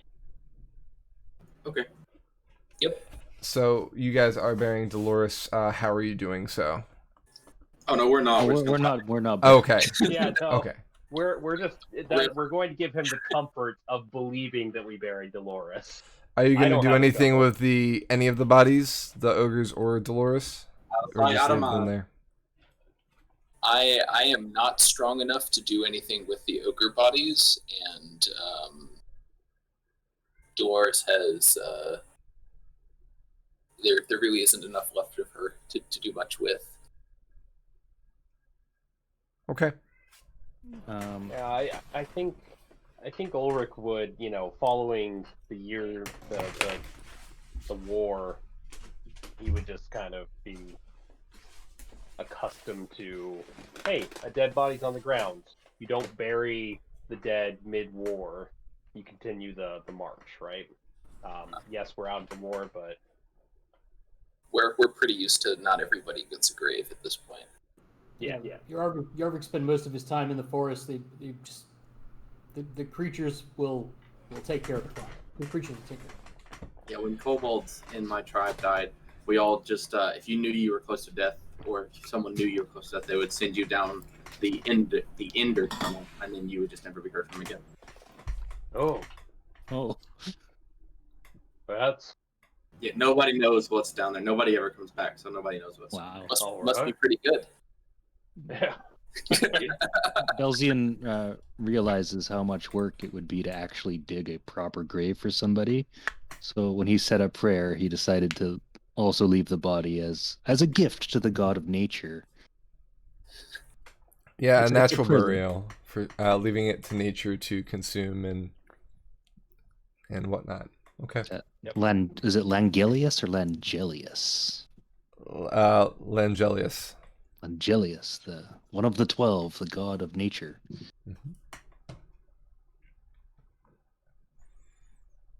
All right. Oh, yeah. So I assume at this point you get back on the road and you're ready to march. Yep. And or whatever you would like to call it. You're ready to hike, ready to march, depending on your background. Ready to scamper. Ready to suffer. Look, I'm not good We're at gonna walking, get guys. I need We're to gonna get get something. Zippo into shape. So as The only we're thing that needs to walking, be in shape about me is my mind. so as we're walking, Yarvik's gonna pull up alongside Ulrich and That's I've never seen anybody survive injuries like that. Is that the power of your god? Nature is rarely as forgiving, or nature does not. I don't see this kind of healing in nature. It's not any one god. It's it's the whole 12 of them. Really, as far as I'm concerned, I tend to favor Zarek because I spent so much of my time dealing with the war and the discord that came with it. But I wouldn't say he's a healer by any means. But no, that'd be more Amaton, I'd say. Yarvik just takes a slow pull off of his pipe and kind of wanders off the side of the road and reflects on the day's events. Nice chatting with you. Yarvik is a man of few words. Yeah, I can tell. So you guys continue traveling over the bridge.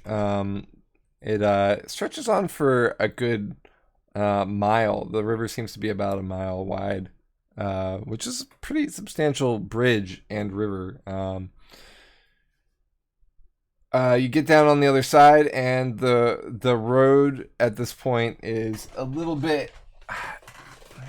I would say this side of the river is a lot more sodden and wet. The road itself is, instead of a pathway, it's actually got some cobble strewn in it.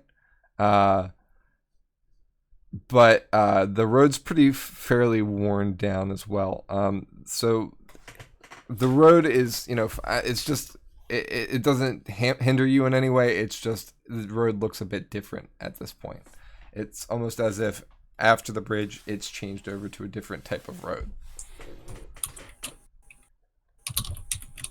I assume you guys continue north? Yep.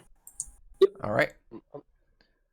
So you travel for the rest of the day. I assume you're going to be keeping an eye out for anything else, or are you just traveling at this point?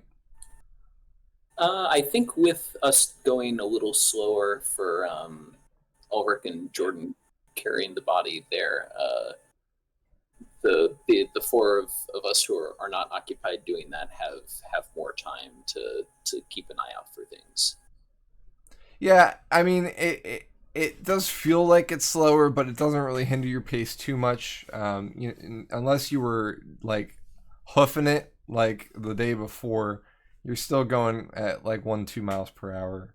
So probably about 2 miles an hour, right? So you do need to take more breaks, obviously, because you're huffing some dead weight. The body of Sirrus does not. He doesn't seem to stir or wake up in the time throughout the day. His skin does start to get red from being exposed to the sun for long periods of time. You notice Ulrich. Do you do anything about that? Yeah, I mean, if because we have him in like a sleeping bag, so it's really right. So his face is like the only thing that's out at this point. Yeah.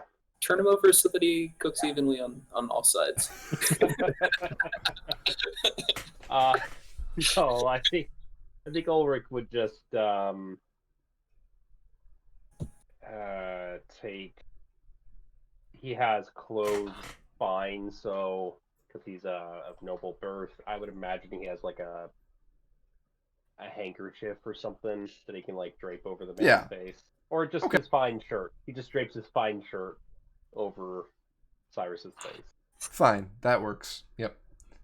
But so you continue on that way with his face protected, and pretty much for the rest of the day, everything seems to go smoothly. You don't encounter any other ogres or other people traveling along the road. So you get about, if you look at the map, about here. You could continue going on even as dusk continues, or you could camp for the night. I'm in favor of making camp. Yeah. All right. Elzian is always in favor of making camp because he likes to get his beauty rest, I guess. So who's taking watch tonight other than Roger?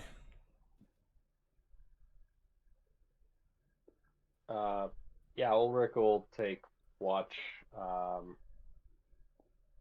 Yeah. For 2 hours. Okay. And the other two? Elzian will actually volunteer to do the final one. Okay. Getting his feet wet. I like it. All right. So, do you guys want to do anything before you go to sleep tonight, or are you pretty tired from the day's fight and travel? Since everybody else's walking speed is a little slower than Roger's probably a little slightly less tired. So I'm gonna have him investigate the area around the camp before everybody settles in. Okay. So this road stays within sight of the river that you crossed earlier as it stretches to the north toward the wetlands around Jewel. So it kind of, the geography kind of slopes toward the east in that way. It's a lot more open out here, but you do see that there are hills to the north, and the wetlands kind of stretch out toward the road a bit. That might be why the cobblestone is present here, just kind of giving a more packed feel to the road so that it's not lost in the murk and mud. Okay. Yeah, Roger's definitely going to be a little uncomfortable being so exposed. Yeah, there's not really any high trees or anything like before on the other side of the river. This is all more open plain and grassland. The grass is kind of in parts up to like the knee, maybe the waist, depending on what type of creature you are. But for the most part, it's not as tall as you'd probably prefer. That also means that your campfire is probably not going to be as sustainable tonight, unless you have carried wood with you. I haven't carried any wood, I don't think. Might have some things that could be I have a tinderbox, but yeah, that's not, I have a candle.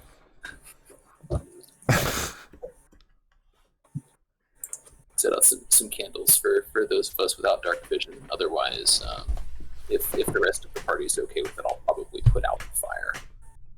Okay. When I start my watch. Is anybody else doing anything else tonight?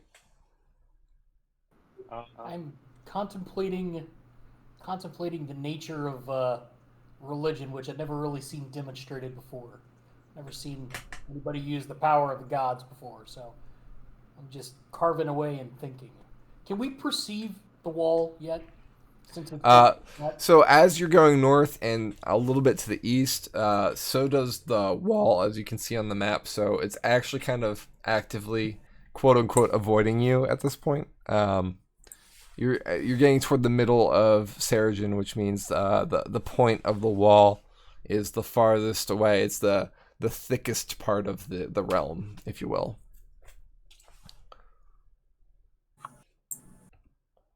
Belzian doesn't say anything, but he is definitely checking out Jordan, trying to figure out where he keeps his notebook. If it's in his bag or in like his vest or every something. time he pulls out his notebook, it seems like he kind of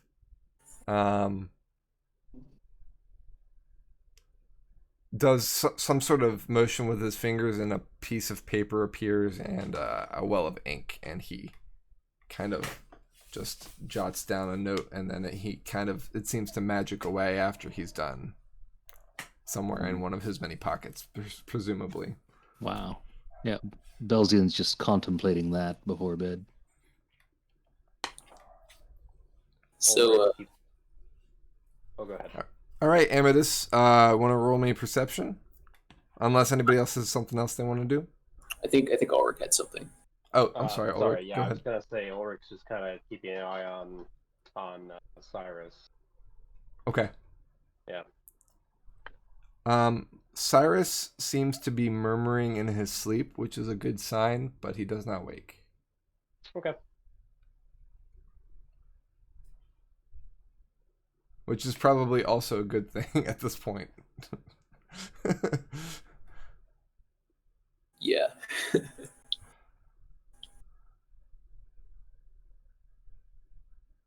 All right. Go ahead and make me a perception check for first watch. 22.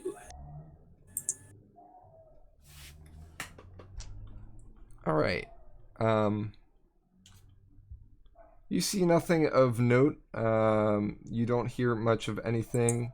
But I will be sending you a message at some point tonight about something you do see. Okay.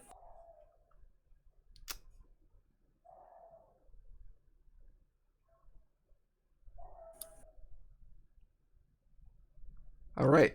So that is first watch. How about second watch? Ulrich, you said you had second watch? Yeah, Ulrich will light a torch, just kind of like do perimeter checks.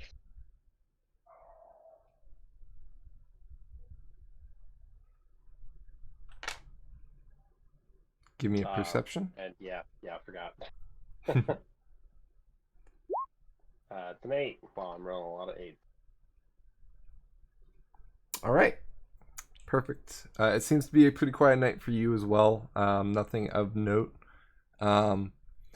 There's less birds and more insects in this area. Obviously, it's grassland, so there's not as much places for birds that roost in trees to be. But it's a normal night for you. In fact, you've been along this road before. This is a familiar stretch of road. You're sure you've camped somewhere in this area at some point in your life before, and it's much the same as it was then. Third watch goes to Belzian. Sure. Belzian has never had to keep watch before, and he's pretty excited about it. So he just waits for everyone to go to sleep, and he's just like looking super eagerly with an 8. Okay. Much the same as Ulrich's watch. It's uneventful. You don't see anything of note. Everything seems honky-dory. Okay. Hunky-dory. Yep. So you guys wake up the next morning. Everything seems to be fine. Nobody's dead. Sirrus is still alive. He's got a heartbeat. He's breathing normally. His eyes flutter as if he's trying to wake, but you're not sure if it's his wounds or something else that's causing him to not awake just yet. But hopefully he will soon.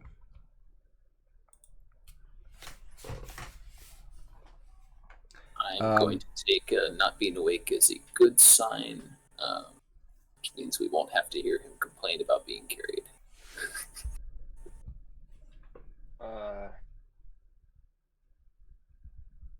Yeah, I think one thing when we have the in the morning when Ulrich's preparing his spells,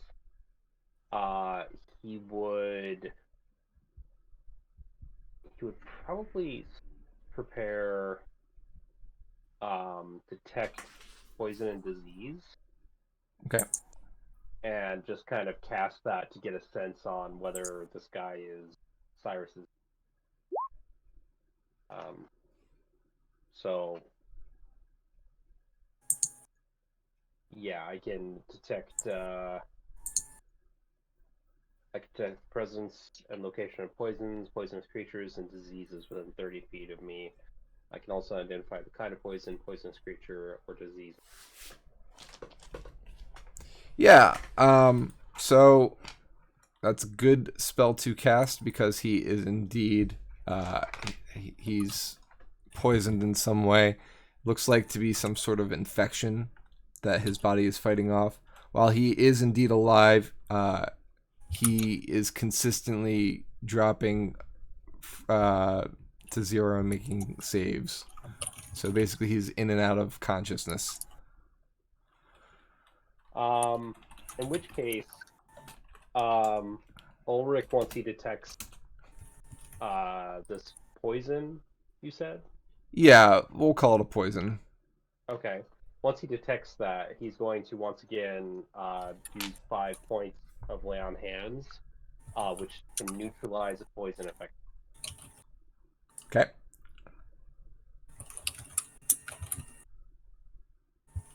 So, it does that. Okay.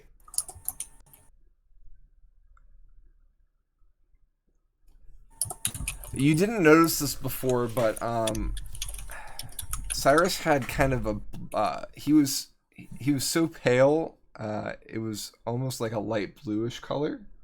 Okay. As soon as you cure him of that poison using that spell, the light blue seems to leave him. He's still quite pale from the blood loss, but he seems to, like, it's almost like, you know when you like remove a filter from a phone, like a blue light filter? It's almost like that. It's like he kind of clears up a bit. Like, yeah. Like a shadow has been removed. Yeah, the collar returns to him, and Correct. Yeah. all right. Well, that would have been good if I'd had that spell prepared yesterday, but here we are. He made it. So we may not have to carry him for too much longer, Jordan, if we're lucky. Well, actually, I suppose we'll have to continue to do that. he is not all right. No, he sure is not.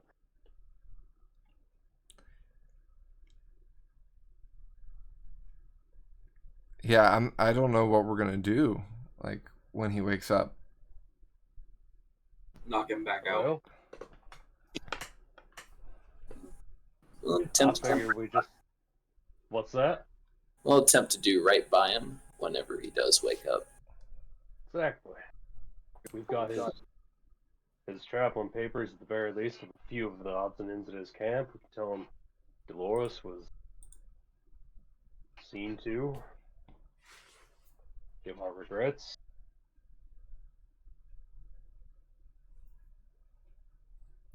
As a matter of business, fellows, would it not follow good logic to insist that we only have to pay half the toll for this gentleman at the bridge?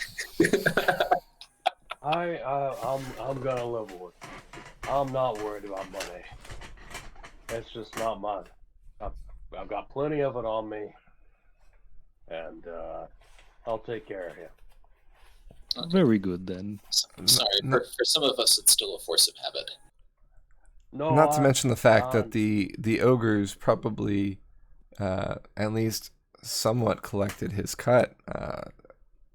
I'm sure those gems would probably pay for at least all of us for one.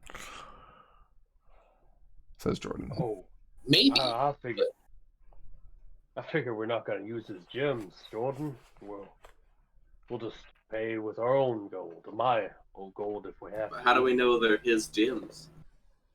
They were we just don't. found. They were just found. The ogres had plenty of victims. That's fair. It might be someone else's gems, but we could find out if they are his gems before we go and give them away. From a more practical standpoint, the value of the gems may be worth much more than the toll.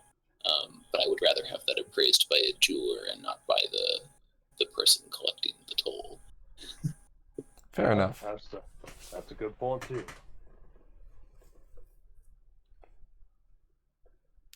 Well, it does seem like we're probably going to be arriving at the bridge today, so I guess it's good to think about. Though,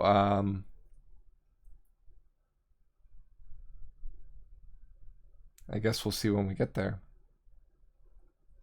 And Yeah. indeed you do. So you travel, you continue to travel, I assume? Yeah. Yep. Same situation. Jordan, help me carry. Okay.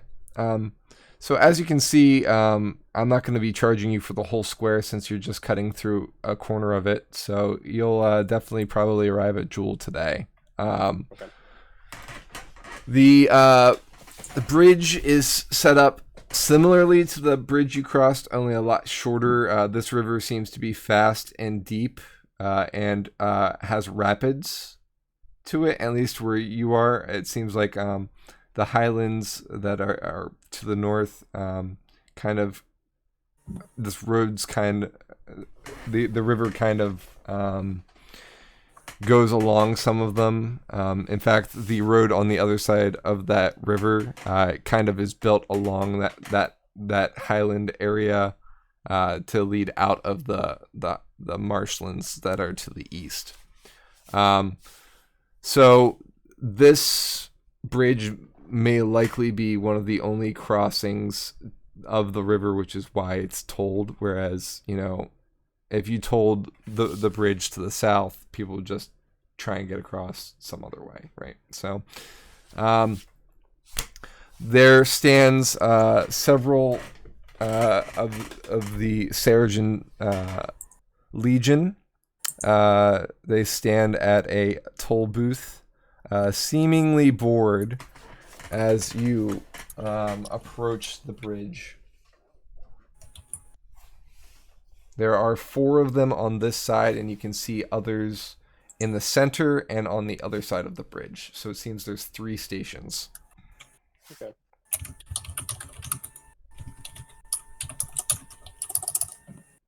Yeah, as we approach, Ulrich will greet them. Well, we got an injured man here. We bridge to the south had some ogres underneath it. So. Well, welcome. Can I see everyone's papers, please?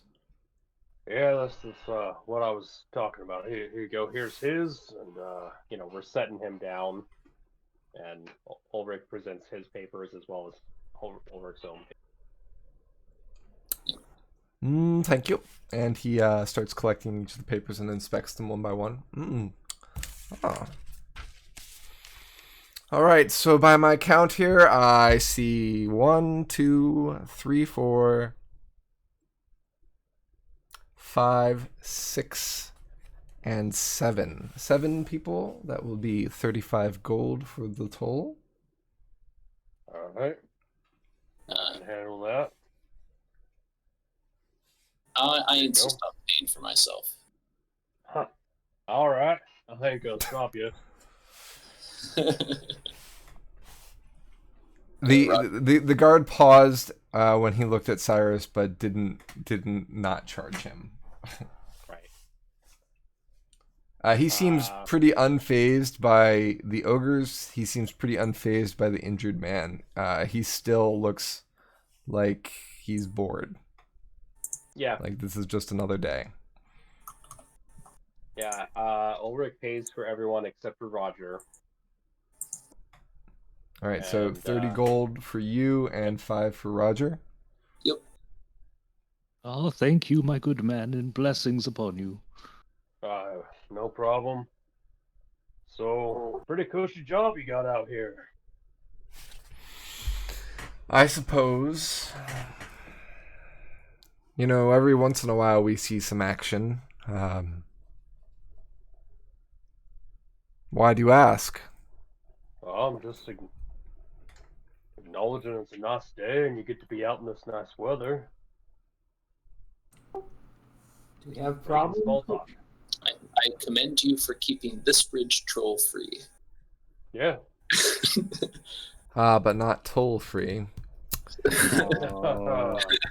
Maybe it's not. Maybe it's not troll free after all. I'll tell you this. It's not all it's cracked up to be. It's the same thing every day in the sun or the rain.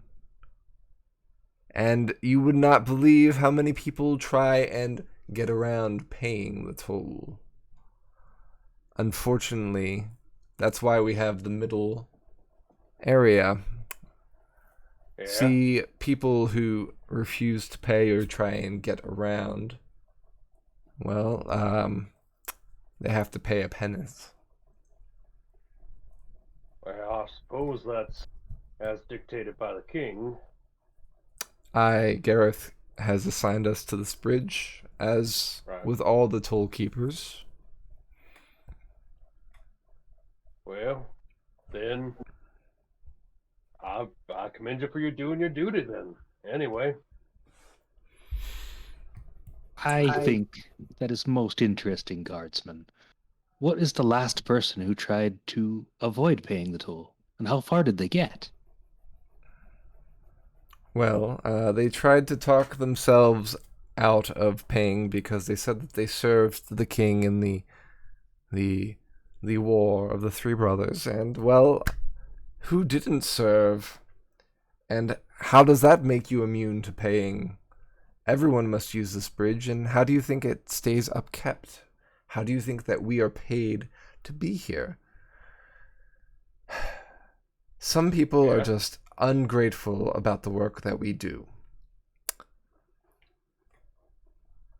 Well, you know, it's our duty to respect the authority of those above us, and, just like it's their duty to respect our authority. Precisely. So, Gentlemen, have a What good day. was your name again?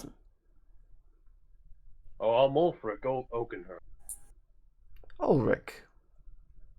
Yeah, Ulrich. Sorry, fumbled and fell my name there. Well, thank you, sir. I appreciate. I see that in your papers you're headed to Jewel. Absolutely, that's the plan. There's a guard station there on the south side of town. Tell them that Lyridus sent you. Lyric. Alright.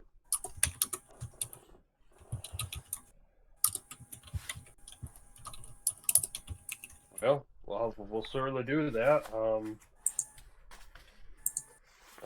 don't know. Well, you all have a nice day then.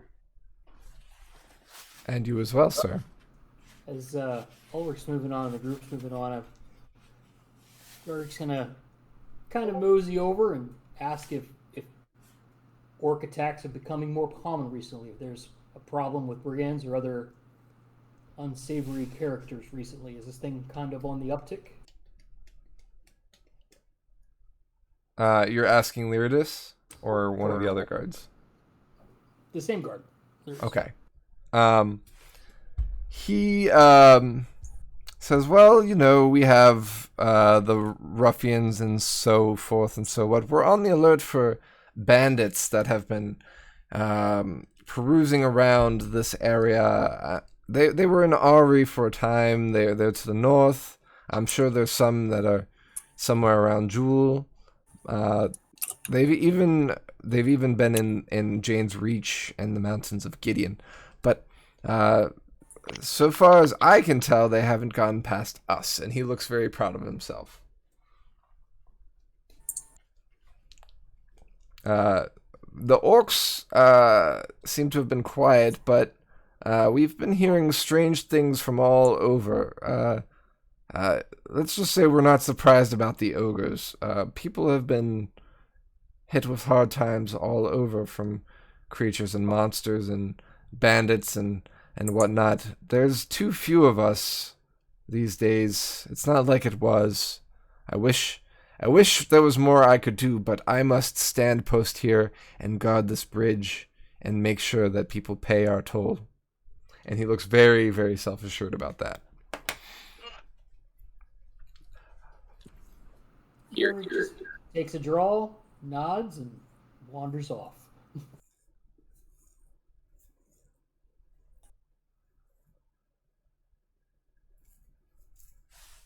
All right. So you guys continue across the bridge.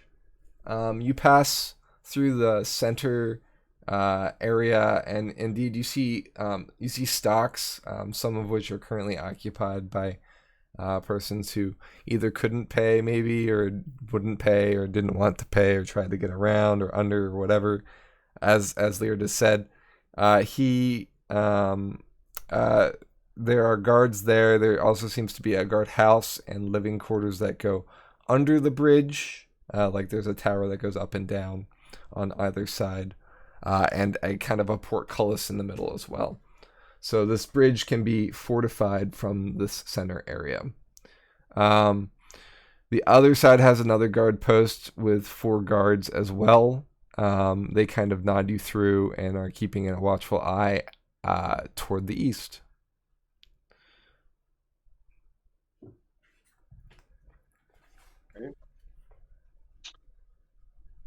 I have no qualms with anything that's going on, or Ulrich doesn't have. I don't know why I keep saying Ulrich.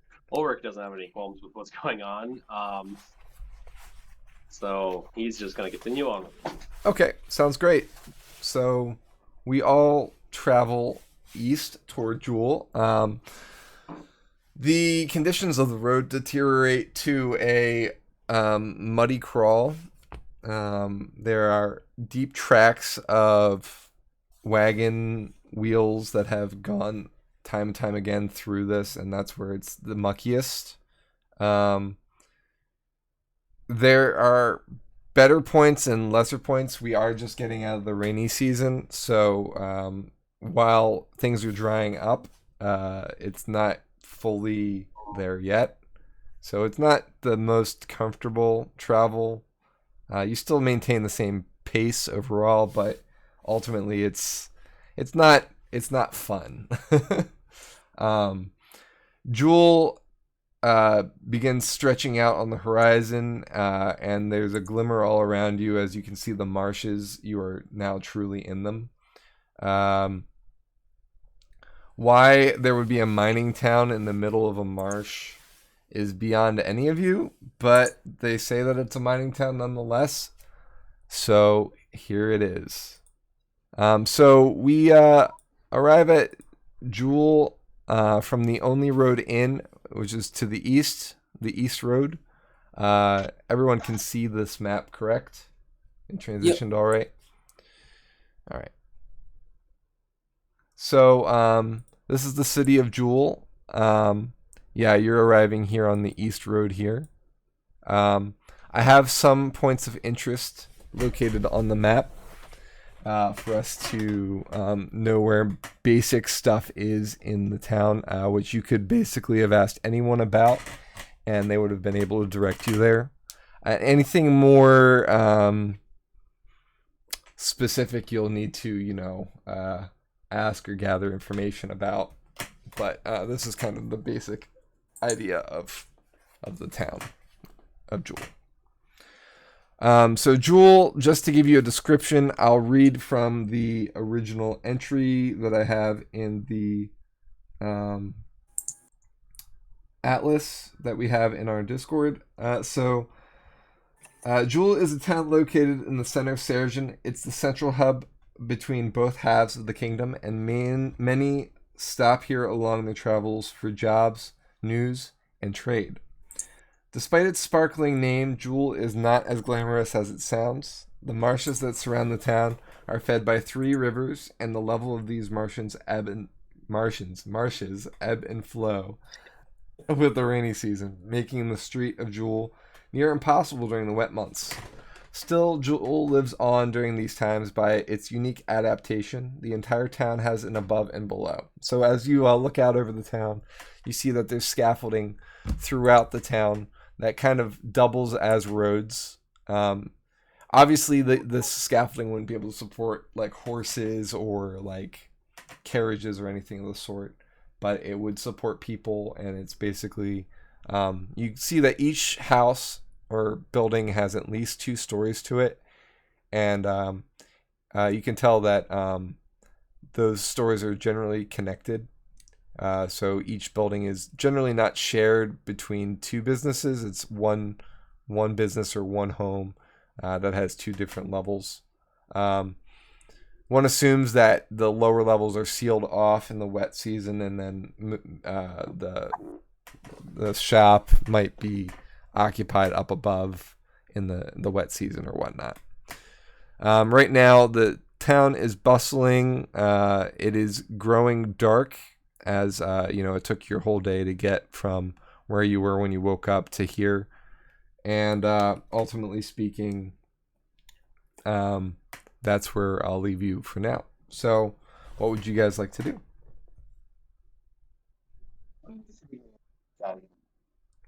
Sirrus. We can't carry him forever. So the barracks seems like a reasonable place to go. It was also recommended to go there.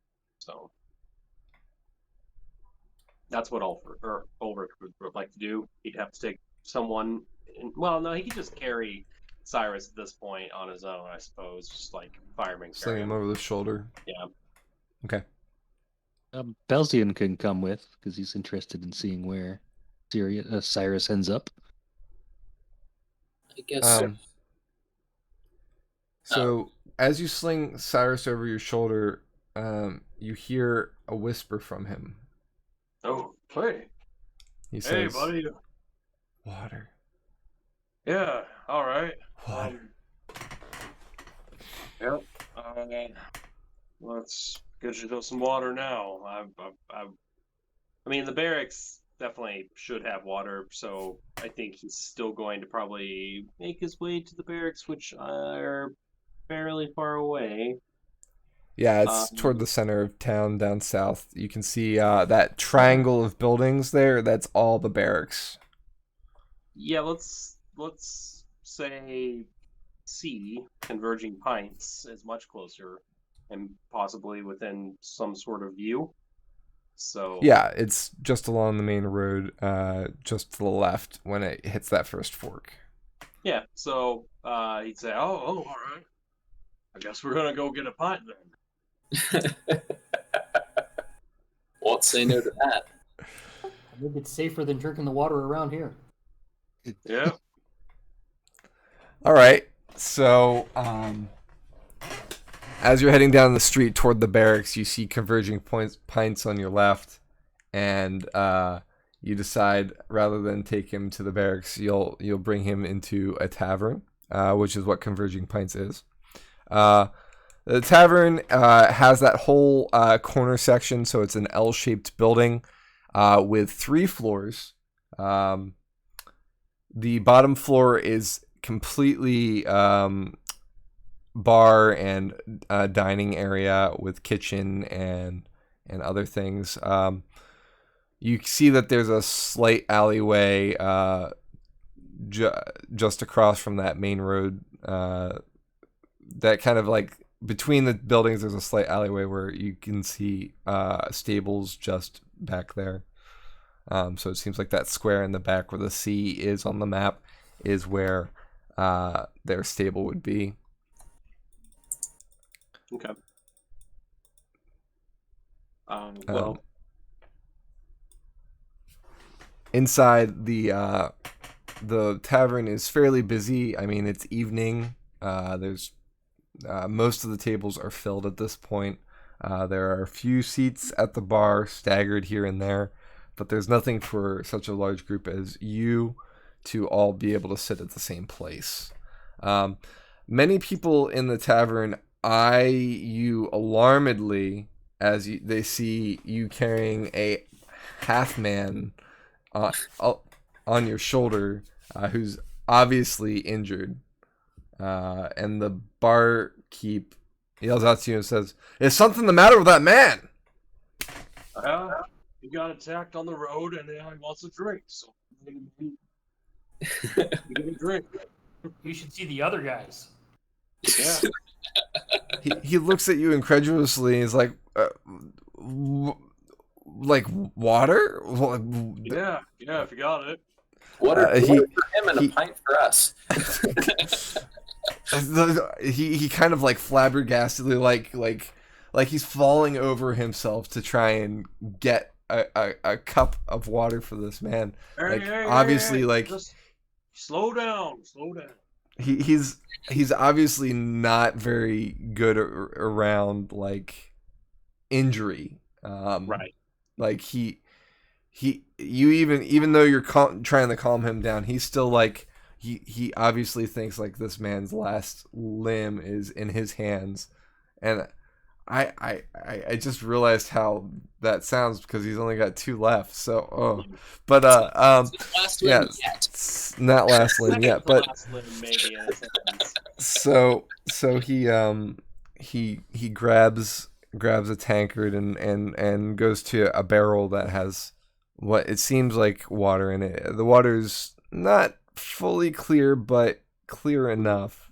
And he gets to you with about half of that water left as he's stumbling over himself to get it to you. And does this work? Like what? Is it clean? Yeah, it's clean. It's clean. Yeah, clean enough. It's what we got. Hey, What? give me just a sec. Jorvik takes a sniff of the water on the way by and just gives the barkeep a kind of the side eye, and then, It's no spring water. Yeah. Real quick, Ulrich's going to detect poison and disease again. Okay. Burn that spell slot. Yeah, the water seems safe. Okay. In which case, yeah, he kind of like tips it up to Cyrus's. You know, he's like sat Cyrus down on the floor. I don't know if there was a chair or something he could kind of prop him into, but puts him down and gets the cup to his lips. In the haste for the barkeep to try and serve this half man, Cyrus, he kind of like shoos one of the patrons out of his bar stool so that you can put him down, and it's obvious that this guy's a regular because like he just listens to him like whatever, and he goes over to somewhere else. So what else can I get you? And he's like, he seems to have completely ignored anybody else's request for any drink at that point. So like, Amethyst, I did hear you said a drink for the rest of us, but he's like fully like, what can I do for this man right now? Ulrich looks around, realizing there are probably some eyes. Every eye that's not on a tankard is on you guys at the moment. How many people is that roughly? Roughly 18 to 20. Well, you can get a drink for everyone on me. Everyone seems shocked. Some people murmur thanks, but they're all kind of distracted by Cyrus at the moment. And the barkeep makes no move to pour anyone else drinks until you answer what else he can do to help you. Give the man air and get everyone else drinks. I think that's what we need. He kind of like comes to a little bit. It's like, you're right. You're right. You know what you're doing, obviously. I'll get okay. And he kind of goes scampering off. The barkeep seems youngish. He seems like he's never left this town before. And you just get that sense from having experience in the military. Like he's definitely never seen anything like this before. You'd peg him probably late teens, early 20s. Yeah. All Damn. right.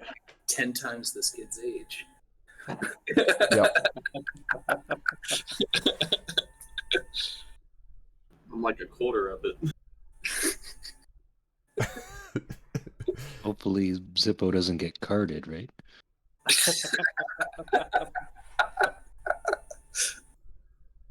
We're all going down if I do, because I'm gonna say you put me up to it. I don't think they card people who pay in gold. I mean, you do know that there's papers. Everybody seems to have papers, but yeah, you don't need them for getting drinks. Now that the barkeep though is off doing his work, what's like Sirrus has been drinking water. We're helping him with that. How's he doing? I did miss something when you entered town, and I'll just briefly say this because it's not really important to the story, but it's a detail that I want to say is when you came into the town, there were guards at the East Road that checked you in and stamped your papers that you'd arrived here in Jewel and made note of your names. Nothing major, but something that I missed saying. Okay. Fair. I got caught up in the description and forgot the detail. So yeah, they're the ones that point us to the pint. Right. Yeah, that works. I mean, they're the ones that gave you the names for all these things. So yeah. Stick in the Mud, by the way, is also another tavern that's on the other side of town. They're a lot more strict.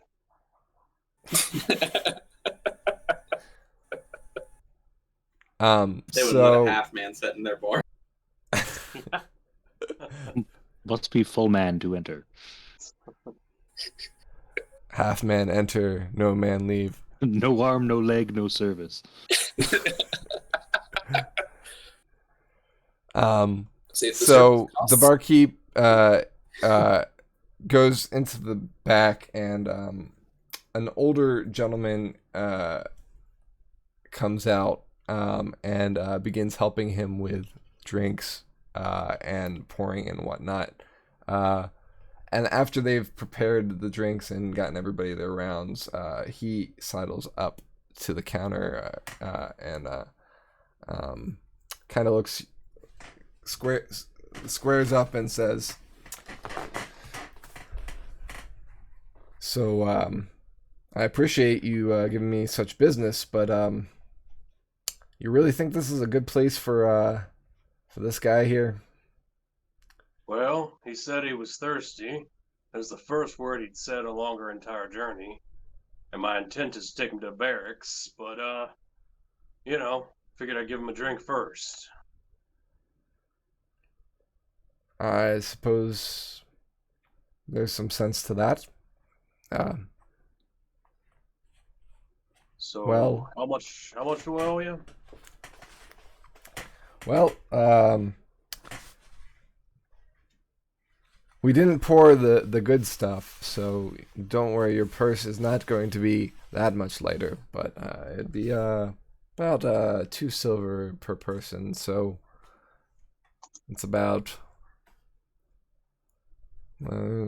carrying 7.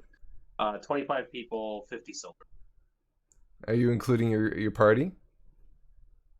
They were included in my get everyone drinks. Yeah. So I'm asking, in that count, are you including your party? Just making sure. You said 18 people. So 25 silver would be about the right. Yeah. Okay. All right. So I'll subtract 50. Well, actually, silver. no, 50 because 2 silver. Yeah. 2 silver. Yeah. 25 people, 50 silver. 5 gold. Yep. So basically, the toll that you paid earlier at that bridge paid for the entire tavern's worth of ale. For a single person to cross, yeah. Correct. Yep. That's a pretty expensive toll. It is. Yep. All right. It's really bad beer. Sirrus, how you doing? Yes. So, what happened? Well, as far as we can tell, my name's Ulrich Oakenhurth, and these are my colleagues, Roger. Hey, Roger, do you actually have all these years? I don't know if you have a last name or not, and I don't really ever feel comfortable saying Roger. No. It seems wrong. You could ask me later. All right, Roger.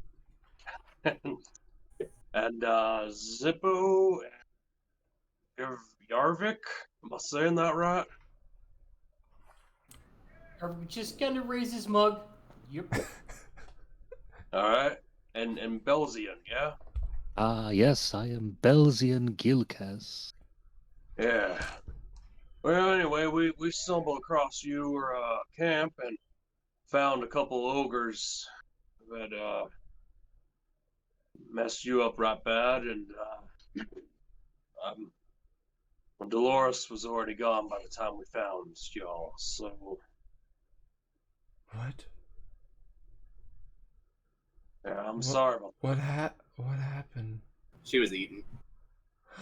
that. Well, yeah, that's not how I would have put it, but yeah, she was... we did what we could. Kept you alive, and we buried Dolores, and got your papers, got some of your belongings. We're gonna set you up here with the barracks, and or did you have family here in Jewel, or you didn't really see why you were traveling?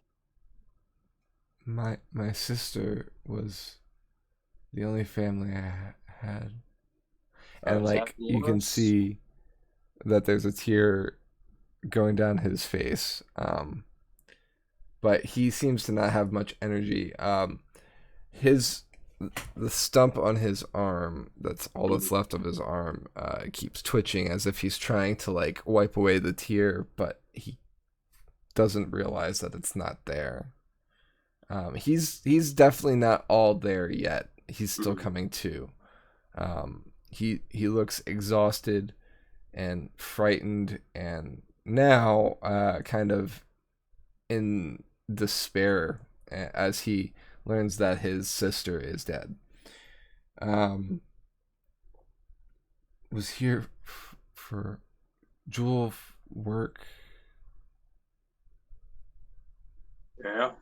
And like you can see, like there's patrons that are at this tavern that, while they appreciate the ale and they're drinking the ale, like the people that are closest to you are listening to this in absolute like horror, like they can't, their mouths are agape. They're like, I can't believe that this is happening in this tavern right now. Some people have actually left the tavern because they can't really look at Sirrus, excuse me. It's just there's many different types of reactions. That's just some of them. Yeah. And Cyrus, the tavern is varying amounts of noisy, so sometimes it's hard to understand what Sirrus is saying. He kind of trails off in a murmur at times as he loses the sentence or loses the energy to speak. But basically the gist you get is that he was coming here to work. He was coming here to kind of hope to get something to put his name on and work at the mines. And his sister was coming along and he was going to support her. So Yarvik's having a hard time. He doesn't drink a lot. Spends a lot of time out in the wilds. Doesn't hold his liquor so well. So he nudges Sirrus and says, "Hey, don't feel so bad, Stumpy. I was gonna kill you."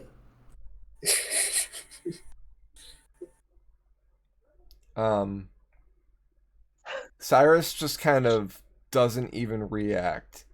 He just like, he doesn't nod. He just kind of like, his eyes kind of look far off. Maybe you should have. And then he just kind of goes quiet. Look, I know right now it seems like, well, like fate just kind of dealt you the biggest pile of horse shit you could imagine, but you know, you'll find something. And right now, we're gonna get you to the barracks. We're gonna get you fixed up. You know, maybe you can still find some work out this time. Maybe. Look, And he at that point he kind of starts to drift back off again. I know it's hard to lose a sibling. I lost a brother to a troll attack years ago. It's rough. I see a troll, I just go berserk on them now. But, you know, you're still alive. So. All right, well, time to lift you up. He just heaves him back over his shoulder. Oh. He's back to being dead weight again. Roger kind of starts to stare off into the distance when Sirrus mentions that Doris was his sister, and Ulrich talks about his brother. Kind of like the whole 1,000-yard stare sort of thing going on. You all right there? Just thinking what would happen if that was my brother. Oh, yeah. Well, personal experience, you probably rip every creature that's responsible in half, even if they weren't responsible. It's a poor choice of words. In my tribe, everybody's brother and sister, unless you're born as the royals. Well, If you're not the chief, then you're related to everybody else. I like that. I have a similar mindset. It's not nice. They like to bully the younger ones. Right back. That's not nice. But... No. But look, I mean, I want to get him to the barracks. And, Roger, I imagine you and I have got some work to do in this town. If I was to guess, and then the rest of you want to help us with this work? What kind of work is it that you are seeking, fellow? Perhaps this is best discussed elsewhere. Yeah, I think that's probably fair. I think we've overstayed our welcome at the bar. Indeed. Ulrich. Yeah, you guys have all kind of crowded around the one stool that you managed to claim for the Sirrus, who's now slung over the shoulder. Yeah, Ulrich leaves another gold piece for the barkeep's trouble. Many thanks, sir. And what can I call you? To what do I owe the pleasure? Ulrich Oakenhearth. Brutus. Nice to meet you, Brutus. Hey, Brutus. Just between you and me. You were on the right side of the war, right? You served Gerard. I do now. Notes that that's the wrong name because he's not the king. Oh, right? yeah. Sorry. Yeah. No, he says, thank you for catching me on that. The problem with making two of the brothers G names is that you can mix yourself up. Yeah. So the current king is, for those who are listening, Gareth.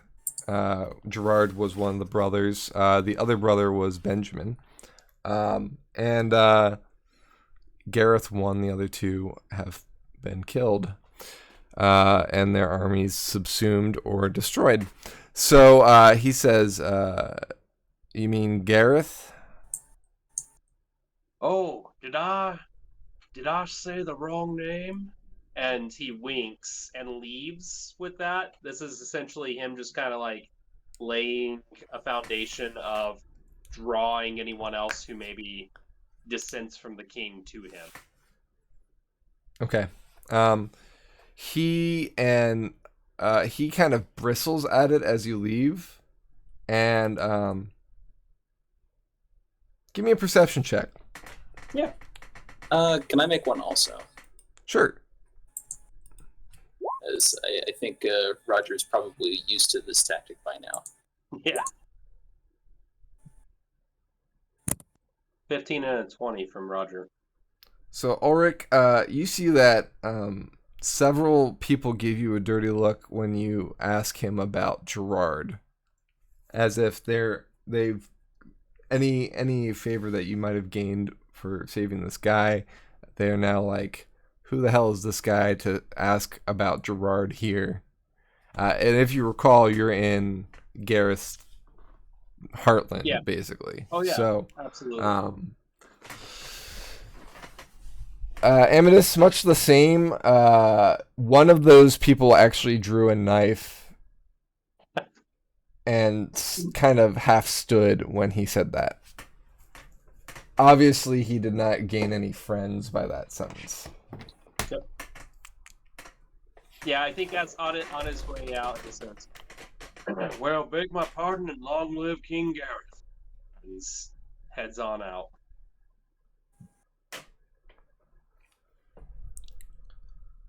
All right, so you guys leave the tavern, and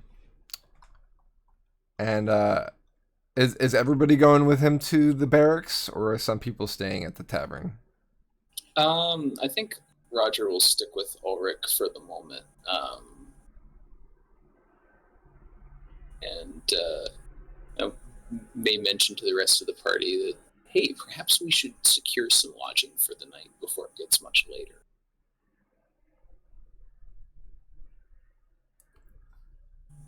Fair. Possibly. Okay. While you guys, how about you guys discuss what your plans are for like who's doing what for a second? I'll be right back. Okay.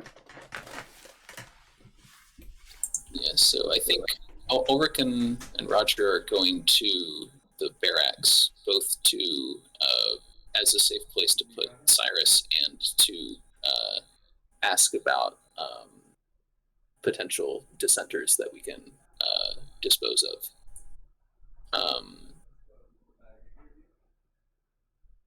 I guess the only other thing that's on my mind is looking for lodging. I don't know. Yeah. It's too late. It's too late to get the jewels appraised, and Yarvik basically just polished off Das' boots since he's like half the size of everybody else. So he doesn't really care. Zippo's really interested in is finding a place to sleep and possibly finding something as a mount, because he does not like walking like at all. Yeah.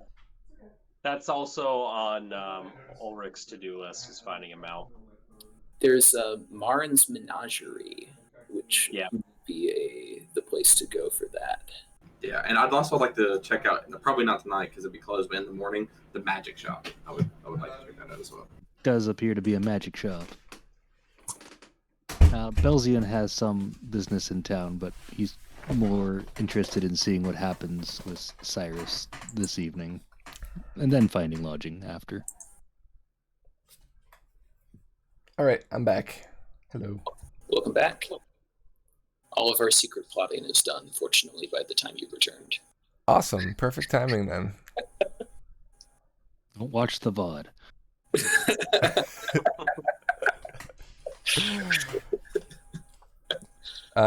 So why don't you fill me in on what you guys have decided at least then?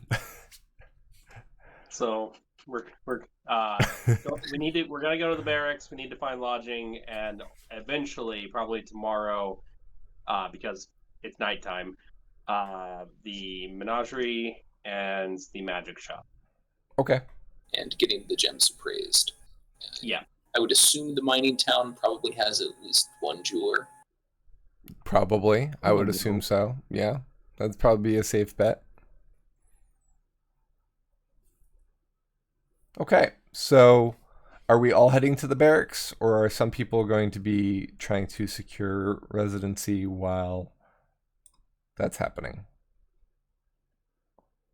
Say we could send probably 2 people out to find lodging while the others go to the barracks.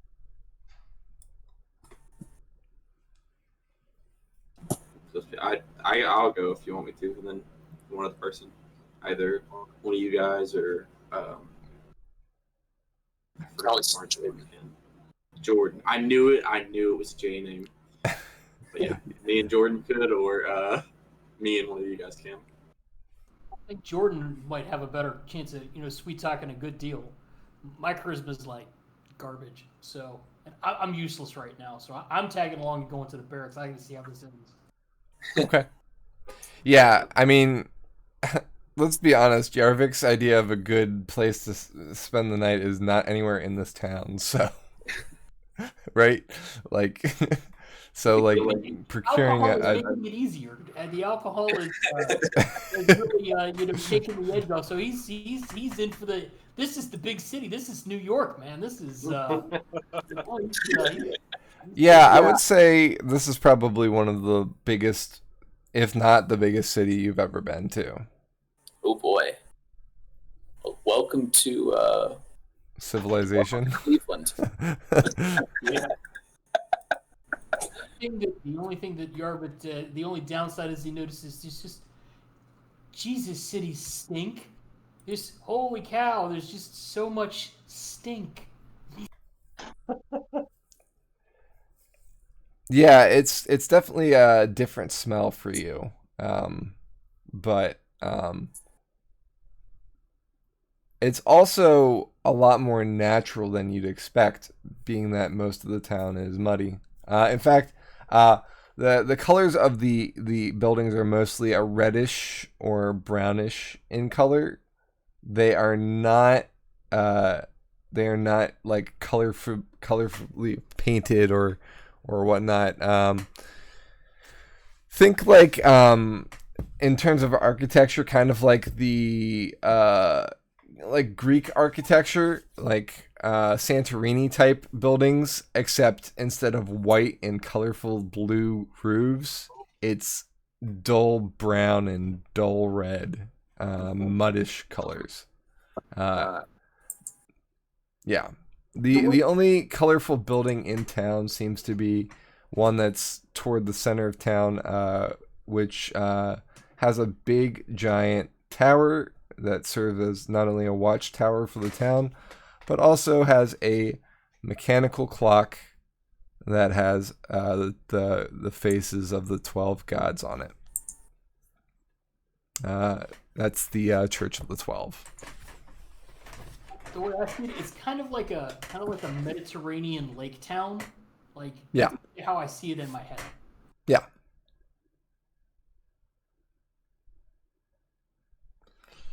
All right, so I guess so. Zippo and Jordan are trying to procure housing, and then the rest of you are going to the barracks. So I think I will start with the barracks and work my way back to securing housing, if that's okay with you, Zippo. Perfect. Okay. If we ever split up into groups further than that, what we might do is like roll initiative, or we might decide an order, and we'll just keep cycling through that. We'll probably play that year, but whatever works. I just want to make sure everybody gets their chance to do what they want to do. So,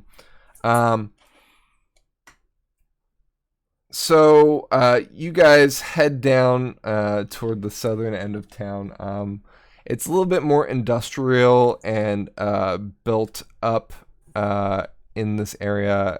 So you go down that main street here, Main Street here, and then there's a lot of side passages, like side streets and things of that nature. Not as big, more narrow and clustered buildings.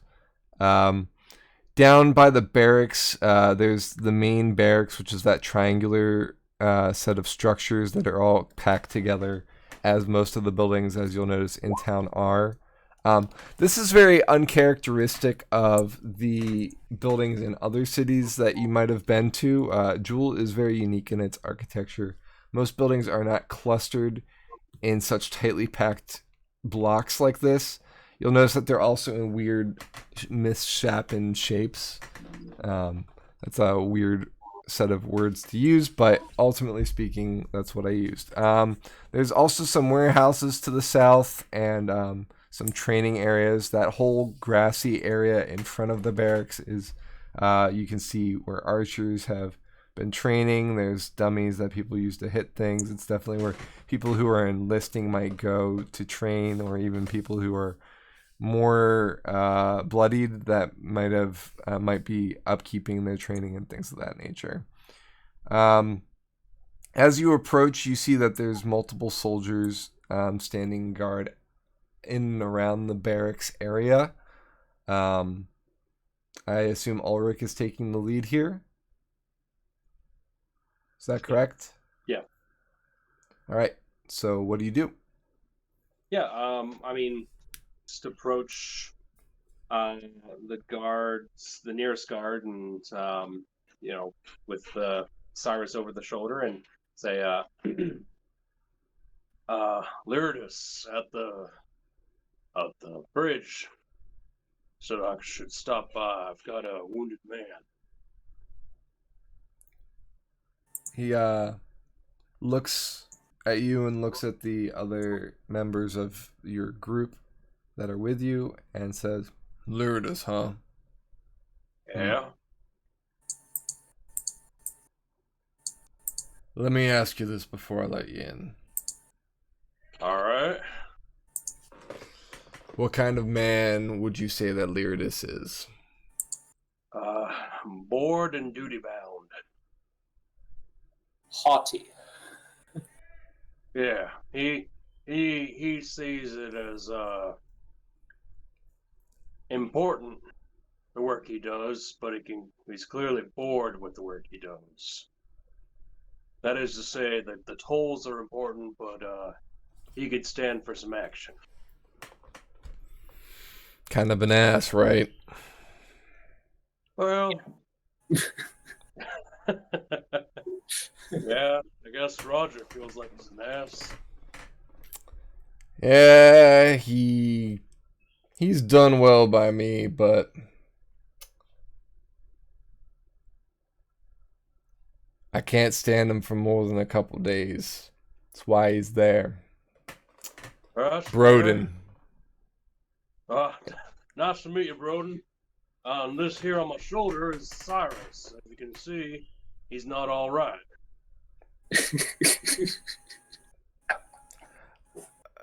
Yeah. Come in. And he ushers you inside. And some of the guards are kind of like... this is obviously... The barracks serves as kind of like an enlistment point, but also a place where it's kind of like the central meeting point of the guards that either patrol the town or keep the town safe. There is a couple floors here, and the buildings that all seemed connected from the outside are all kind of interconnected and opened up inside. So like the walls that might have separated them on the outside don't exist inside anymore. It looks like, and we just lost Ulrich. But not for long. Welcome back. He lost his connection us going through the door into the guardhouse. So it looks like this building might have been at some point repurposed. These buildings might have been repurposed into the barracks. It might not have originally been used for this. But it is now, and it's pretty well lived in. So they get him over to a spare cot that's close by, and said, "We'll have to get a priest from the Church of the 12 to look at him, but we'll take care of him.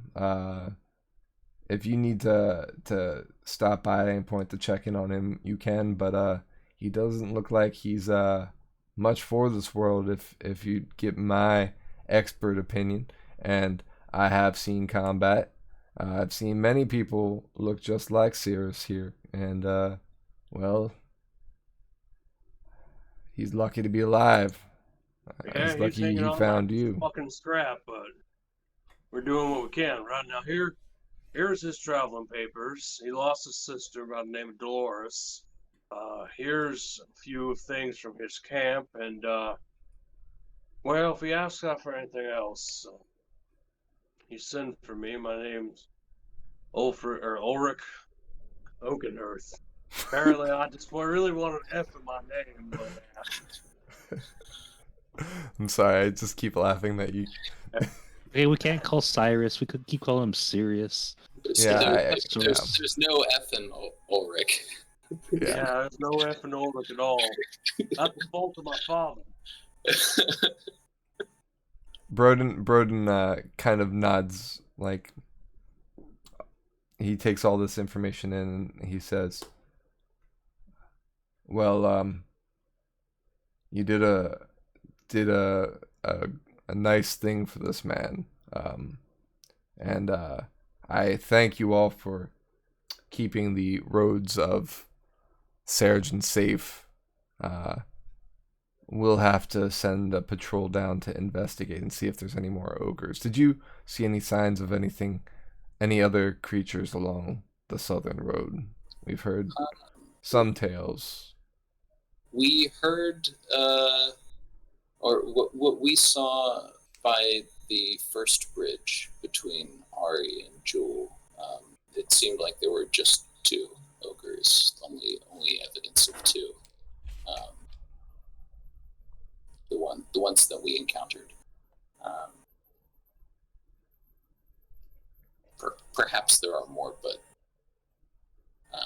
not at the moment.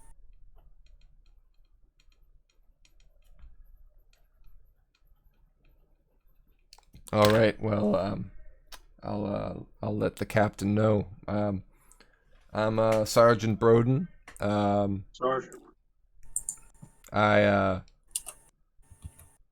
I'll be here for the rest of this shift, and I'll be here tomorrow too, as I will every day, unless I get sent out somewhere. But Ulrich, if you need me, let me know, and I'll. Where can I call on you if I need you for Sirrus here, if he asks? Well, we're sorting that out right now. Well, I can't house you here, but there's a couple taverns in town. There's a Stick in the Mud, and there's Converging Pints. Pints seems to be the favorite, but Stick in the Mud seems to be a little cheaper. Well, we might. There's probably gonna be one of the two, but if I were to bet, it's probably gonna be Stick in the Mud at this point. I caused a bit of a scene. I see. All right. Well, hopefully not one that is going to warrant our involvement. But No. Just they didn't like seeing Sirrus here be brought in for a drink, and well, I was doing the king's work, and I do it with a heavy hand.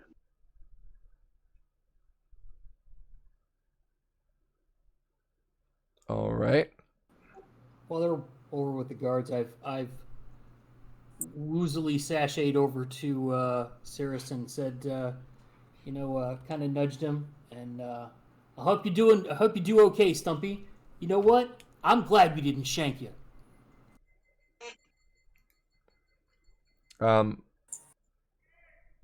So Sergeant Broden kind of gives Ulrich this look like he with you. Like, he doesn't say it, but that's the look he gives you. And fortunately, or unfortunately, depending on your view, Sirrus is still unconscious again. So he did not hear that, but noted. Roger will put his hand on Yarick's shoulder if you can reach down that far. And kind of direct him away from the unconscious half-man. He's gonna, Yarvik just kind of pats him on the shoulder and is like, okay, let's just go over here now. I like it. All right. So, yeah, most of the soldiers seem to be paying you guys no mind. Broden bids you goodbye and kind of watches you all leave with a kind of an interested glance. we are interesting. Over to Zippo, unless anybody else has anything else. Oh, right before he leaves, Belzian Uh-huh. is like, thoughts and prayers.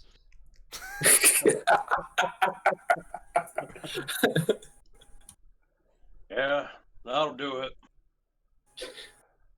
Yeah, may the 12 shine over you too. And he,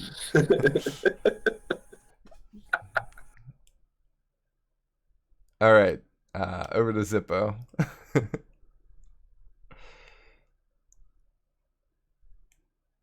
Okay, so we would have asked a couple of the passerbyers, like, where's the best place for travelers to sleep at, and find some lodging for at least a night or two. All right. So how many passerbys would you like to ask this of? I'd say probably about a solid 5 at least. Okay. 3 of them say that Converging Pints is the best place to stay if you're traveling, and then the other 2 say that Stick in the Mud's better. Okay. So as there seems to be some sort of rivalry between the 2. Okay, so as we're walking around after talking, I'm gonna look at Jordan and be like, I don't really think they're gonna let us stay in the Converging Pines after we brought that man in there. I don't know. Maybe they will, maybe they won't. I mean, we could always offer our guild services. It's really up to you whether you want to try or not. We could always go to the other tavern if you would. At the very least, I know where that tavern is. We can try there first, and if they don't give us luck, we can go to the second one. So let's go to the Converging Pines first, I guess. Okay. Yeah, the Stick in the Mud's on the other side of town somewhere, I think. Yeah, I don't feel like getting lost. This is a lot different than my cave systems. Okay. So we head back to Converging Pints. Brutus When we walk is in, nowhere to be seen. He seems to have disappeared back into the kitchen. It's the young boy, well, I guess the old boy, depending on who you are, fair enough. wiping down the counter and stealing glances at different people as he gets drinks and nervously makes sure that he gets everything right. Gotcha. Okay, when we go in, I'm not gonna be able to get up on the stool to talk to the guy myself, so I'm gonna have to have Jordan lift me up onto there, because I'm assuming they're like double. They're at least 4 feet off the ground, and I'm 2 feet, so I'm gonna at least be picked up. And when he puts me up there, I'm gonna look at him. Okay. There's I would say that the stools and most of the chairs have like rungs on them that can be utilized to kind of like ladder up. If you recall, Seregen's such a mixed race populace that like there's definitely accommodations. In fact, you're used to many different public areas in town that have like restaurants and things like that in towns have like step stools at the very at the entry point that like, you know how like you go to a grocery store and you can pick up like baskets to get groceries if you don't want a full cart. Well, it's like that except with like with stepping stools for smaller people. Yeah. Okay, well then I'll just climb up there myself, and I'll try to get the little guy's attention, or the old boy or whatever's attention. And if I finally get his attention, I'm like, hey, you might not remember me because I didn't really show myself, but I was in here earlier with the half guy, the guy missing an arm and a leg. We got him where he needed to be, but we need a place to stay. Do you guys have an empty room, like a common room or individual rooms? So it takes a couple minutes for him to make his way over to you. It's still pretty, it's evening, so it's the dinner / after dinner rush. But when he gets to you, he asks if you want something, and then you go into that line of questioning. He says, yeah, we do have some rooms available at the moment. It's just getting to the dry season, so rooms go pretty fast these days. How many are you looking to get? Well, there's 6 of us, so I mean, how many can you fit in a room? Well, each room has one bed, but there's plenty of parties that have gone through that have shared rooms in the past. If you wanted less, or you could have 6. I can't put 6 next to each other, but I think we could. I think we have 4 available at the moment, so you'd be filling us up. But I could give you the rest of the rooms. There's 2 on the 3rd floor and 2 on the 2nd floor. Yeah, that'll work. You want all 4? Yeah, we'll take all 4. Okay. Would you like a tab, or would you like to pay now? I can just pay now. Okay. How many nights? Just we'll do just one this night one for night? now. Oh, okay. Yeah, for now. I'm not sure if they'll want to stay longer. He starts furiously scribbling on a sheet of paper, trying to do math. He scribbles out a couple times as he's like trying to figure out everything, and he asks you questions about like boarding animals. He asks you questions about like, would you like a meal in the morning? Would you like bed service? Things like that. Do you answer yes to any of those? Yes to the meal in the morning. Okay. The meal in the morning for 6 people, plus lodging for 4 rooms, is going to come up to 1 gold per person. Okay. I'll lay 6 gold out on the table. Oh, all right. So he like counts each one by one and like does a show of checking the last one to make sure it's real gold. He's like, sorry, Pops told me I always got to check the last one, and he quickly pockets them in one of the pockets in his apron, and he jangles away with it as he goes to get you a receipt. Okay. The receipt is kind of it's an ornate document. Serengenians really like their documents, it seems. It's got the insignia of converging points, which is basically think of it like a compass rose with 4 roads all converging into a singular point, and then there's a big tankard in the middle that is converging on them. So like the center point, instead of like just a circle, is a tankard, and the center pint, if you will. Yes. Mm-hmm. And it has it marks out which rooms are yours. It's 2B, 2G, and then 3E and 3A. Okay. And then as he gives us the keys, I'll look to Jared. I had a note. Jordan. I had a note page. I just haven't pulled it up yet. I'm stupid. But so as You're fine. as I'm It's talking, like, okay, so I'm like, all right, Jordan. So me and you can share a room, and I feel like Ulfric and Roger are close enough. They'll share a room. The rest of us, I don't feel know each other well enough to share a room. That's why I got 4. Yeah, that makes a lick of sense. Here's 5 silver for you. Oh, I'm good, thank you. You sure? Yes. Okay. Guess we'll have to find the rest of the party. Yeah, I suppose we will. Where were we going to meet them? I don't think we set anything up, but I imagine if we walk towards the barracks, eventually we'll find them. Oh yeah, where's that? Let me just ask somebody in the tavern real fast. Yeah, let's do that.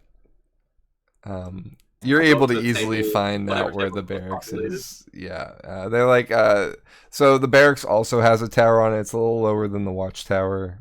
the clock tower, but it's in the south side of town, and now it's just a matter of whether we run into each other as we're heading back in opposite directions. Where were you guys heading to after the barracks?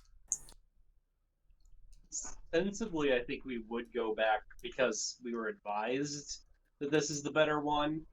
I think we would take our chances, right? Just in case. It's also where we last saw them. I would go back by way of the town square. And I assume that we are probably taking longer than they Yes. are. Yeah. So it's just a matter of which of the side roads we take to get there. So I'm I'm just gonna roll a straight up percentage, just because it amuses me that we might miss each other. We don't, so we're good. So we run into each other around the town square. We went to the far. The way I did it was each of these side roads was one of the 20 percentage, and we rolled the highest percentage. So it's the last road. Master navigators. And here I was thinking that we would lose them and have to keep walking around for another hour. So fortunately for you, we meet up before the session ends, which is going to be now. It's 11:01. So sorry for going a minute over, but I'm sure you'll forgive me for this one time. I'll try and make sure next time it's not. But guys, thanks for joining us. Thanks for being here, my players. And just stick around for just a second after I shut off stream, and we'll conclude for the night. Guys, everybody, thanks for being here. And we'll see you in 2 weeks for session 2. Thank you. Hand waving noises.